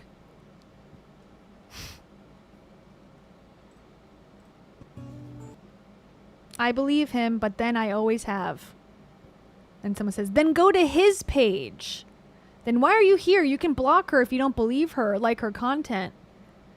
This person says, my little boy, who is one of 3 siblings, gave me a picture he drew of just me and him. I have it framed. I didn't ask where her siblings were. I don't think it's that off the wall to appreciate your children. And then she responds, this was edited, remember? You didn't see it all or what went on behind the scenes. It was a huge thing. You only saw a snippet. A lot of what went on, you only saw a snippet. Huh? I'm missing the context. Should I watch this video? Good morning, everyone. It's day 46 update on our rescue dog, Coda. Mika is pacing around trying to find a place to hide her mop. She has started jumping up on the table. I have a photo of that to hide it. This is her job, apparently. And I have a really cute video of Coda and the trainer's kids. Very cute. But other than that, it's very hot and humid here. We finally had rain yesterday, so the deck is wet, but that doesn't stop Mika from begging before breakfast to come out and play with her mom. I'm telling on you. This is another thing. If your son was accusing you of pretty harmful things in a book and you knew it was being published, and you knew that they were lying about it, hypothetically, let's say he was totally lying about everything, wouldn't you be so concerned for his safety and his life that he is capable of such a crazy thing to make up? And wouldn't you like be really dedicating your life to kind of trying to help him seek help? If this was, because that's a mental illness. like serious mental illness. If he was to go out there and just make all this shit up and create this whole narrative and write a book about it, and just like, that would be pretty intense. But you're like talking about your dog and your dog's mop, and you don't seem that concerned about his well-being. It's still your kid at the end of the day. She's like, no, I'm going to sue him. If I wasn't so popular, I'd sue him.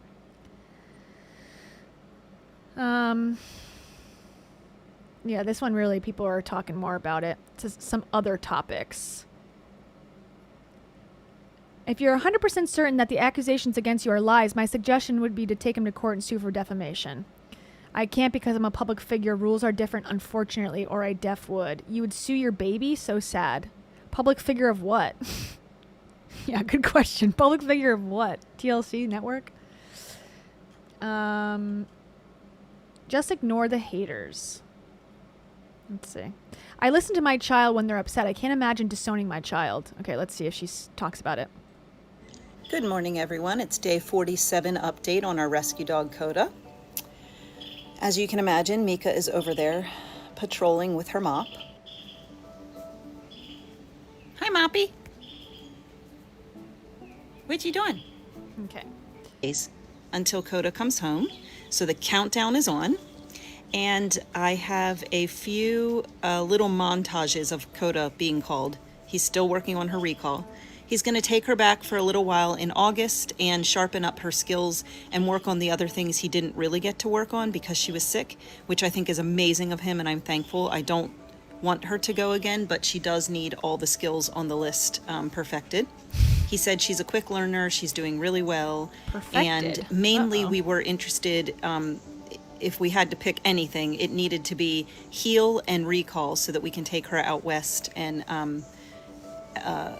I don't know that we're going to let her off a leash in the wild, but Girl, what are you talking we'll see about? how well her recall does.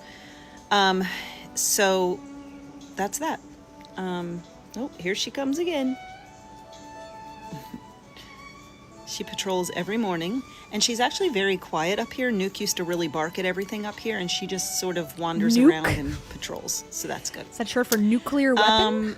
I'm having a little issue with my foot. Did anybody that had tibial plateau fracture, it feels like in my metatarsals, you know, like the bone that's in your foot connected to your toe, the last like one or two of them, when I walk, it started feeling weird. Now it's painful when I walk, and I'm just wondering if it's because I'm walking differently than I was before. She just jumped up on the table again. Hang on. There's nowhere to hide it now. I folded up that car cover. Now what? Well, that's cute. Now what, big lady? What you gonna do? Mix. Look how pretty that girl is. Just standing up This on content's tables. boring, Kate. Crazy girl. But anyway, I'm now wearing shoes in the house all the time for Thank support because it feels God. better when I wear shoes. And I might glad you consider told us getting it this. looked at. I'm just wondering if I shifted my weight differently, if I'm walking differently. I did consult my friend ChatGPT about it. Of course you did. And it did say that I could be walking differently. It gave me a couple things. Stress fracture is very So said I'm perfect and I've done nothing wrong ever. very low on the list according to what I said. But there was like a couple possibilities. I'm just mad because my insurance company cut me off after 12, only 12. I have 30 that I could use. Only 12 physical therapy sessions in February, and I was done. And I just wonder if I would have strengthened my leg more and gotten it better if I wouldn't be walking weird on it. But anyway, just thought I'd give you a little leg update as well today. Have a great day. And like I said, I have videos of Coda at the end. Okay, well, I thought she was going to talk about something relevant, but I guess not. She just wants to do that in the comments only. Do you think she misses Steve? Who is this? The reporter in every comment? Okay. All right, well, that is that. I think we should read the book. We should do a book review when it comes out. Pre-order now. The book is called In the Shadow of 8. In the Shadow of 8. Great cover. Ebooks $15. Audiobook $25. In the Shadow of 8. I mean, she could also, because it's going to be written, could sue him for libel if she wanted to. But I doubt she's going to, because I think he sounds like he may be able to prove some of these things correct. Or the siblings. Like, I'm curious if the siblings knew about the basement mattress and knew about, you know, him being sent down there. Because the 8 passengers kids all knew that their brother was sleeping on a beanbag and had no bed. And it was like an open secret. I mean, they were talking about it on their YouTube channel, thinking it was no big deal. So I would imagine the other kids would know those types of details and could either corroborate or say, well, it was true, but he deserved it. I mean, whatever they say, it still proves that the accusation's either false or true. Anyways, okay. That's that. And it's from Hatchet Book Group, which I'd never heard of. Hatchet Book Group. Jon and Kate +8, everybody. Nothing to see here. Not complicated at all. No, I think I have a better understanding. My views are pretty much what I said. That seems like Kate's, TV star in her own mind, and seems very controlling, and probably didn't like her son because he is seemingly probably did have some behavioral problems and wasn't in line with, the other children. Maybe they were more compliant than he was, and sent him away to this traumatic experience. And then, he's coming out with his truth now, and she'll have to deal with it. And putting your kids on television is a scary, scary thing to do, and putting them on YouTube's even scarier, I think. So, tread lightly. That's another thing I would like to talk about at some point too. There's lots to talk about with, like, Kim Kardashian's daughter and Kanye West's daughter, who's 13, I believe, or 12, and she's going and doing these performances and is seemingly not in school, and she's being not forced, but she's having to take pictures and do meet and greets with grown men. It's like very bizarre behavior. Like, what does that count for? And it's like, I don't know. Like, when is enough enough? When is wealth? When can you enjoy your wealth and just move on? Or is it the fame that is the exciting part? I think it's a mix of both, I suppose. But when kids are involved, it's like your kid is not developing their brain correctly if they're on camera 24 hours a day. They're not. You're not even developing as an adult correctly. So how do you think a little kid has a camera in their face and their mom's screaming at them and telling them one thing behind camera and one thing on camera? It's got to be wildly confusing. And I don't wish it upon any child. Anyways, let's sing the song, and then I'll be back. Happy July 4th, everybody. I'm off Friday. Yes. Can you tell I'm happy to be off of work? Now that it's summertime, I don't want to work at all. I don't want to work. I want to be like Kate Gosselin. I don't want to work. My foot hurts. I don't have any major plans. Just going to go to the beach. That's my plan. Go to the beach, get a little tan. Getting tan is my plan. I've never been as pale as I am in my life. Look at this. Look at that. The back of my arm and the front of my arm used to be completely different shades, and now it's pretty seamless, which is crazy. So, I've moved up north, away from the Florida sun. Florida. What else? Nothing. That's it.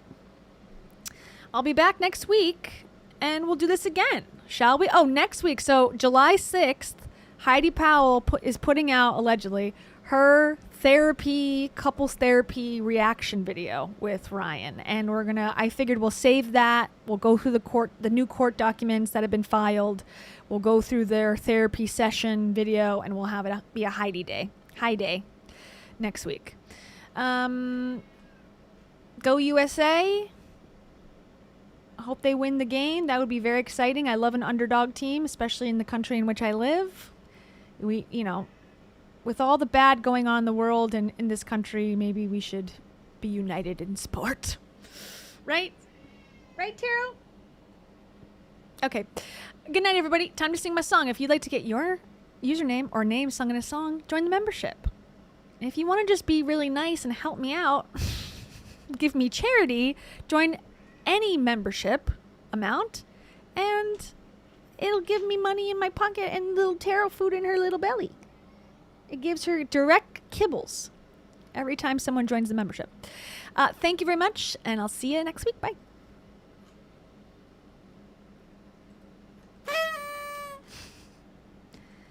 I need to download more songs. Apparently YouTube used to have all these songs on it, instrumentals. Now it's all got lyrics on it. What the hell? Just lyrics every day. I don't want to hear other people sing. I want to sing myself to sleep at night. I'm so hungry I could bite a Starry Night's EXE and cause a tragedy by eating my own arm off. That's how hungry I am right now. Gnaw it off.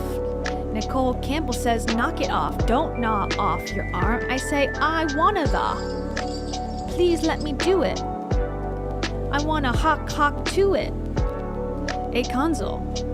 By it, I mean my arm. I wanna eat my arm off. I wanna chew it like it's something edible. I was gonna say Mia Goff, but that's a weird thing to say and wouldn't quite make sense. And I hesitated, so I then changed the word to something else. Alaska but tundra. If you gnawed off your arm, what would you put on it? Parmesan cheese, or ketchup, or mayo, or mustard, please. Let me know what condiments you want. Lillian Massey. Sorry for being so nasty about my arm gnawing scenario. It's really gross, but it's understandable when you're so hungry. Your tummy rumbles. Rabba Gabor. I won't talk about it anymore. Okay, maybe one more time. Rabba Gabor, what if I gnawed off my arm and then reattached it with 9 stitches? Rebeled Fuentes says that 9 stitches isn't enough to reattach an arm. But have you ever had chicken parm? That's a really good Italian dish. You can eat it while you're attaching your arm, and you can make a wish. Hannah Lulu 7 says she loves genies that give wishes in a well. Oh, it's so swell that a genie would give you 3 things to have. Olive Harper, how many bands do you have in your bank account? I need to know right now. I'm inquiring, I'm from the IRS. I need to know what your income is and what's the best way to contact you to get a little bit of it. Ooh. Song switch up. Olive Harper. Taro says, meow for you. Meow and a bow at the top of the boat as we look in the water together. Bone Palace Ballet 94. I'm gonna put the necklace on the ocean floor, 'cause I'm a Titanic survivor. Gracie Charlie loves cats. What would you do if you were on the mast of the Titanic? I don't think it had masts, but if it did, maybe then it wouldn't have sank. Maybe it would have just floated all the way to the bank of the New York Harbor. Did anyone think of that? I love cats, meow, 55. What do you do when you are on the Titanic and want to stay alive? Would you hoist a mast? Or would you just jump off and hope that you will last? Based on the movie, I don't think those people lasted very long. It was very cold out there. Bold, yes, but cold.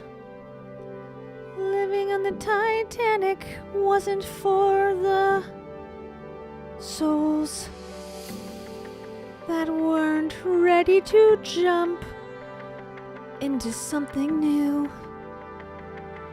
They were innovators, and they were going through the ocean. It has inherent risks, especially when you were not rich. Oh, Titanic was a scary, scary thing. I wonder how many rings were found at the bottom of the water after those people drowned. Not to make light of a tragedy, but the musical that I saw recently really did. And it made me think, how many years do you get where a tragedy is taken really serious, and then it is turned into a joke, and the tragedy is left in smoke? I think it's 75. But now that there's social media, maybe it'll take longer. Maybe like 100. Or maybe 2. What do you think? I wanna hear from you.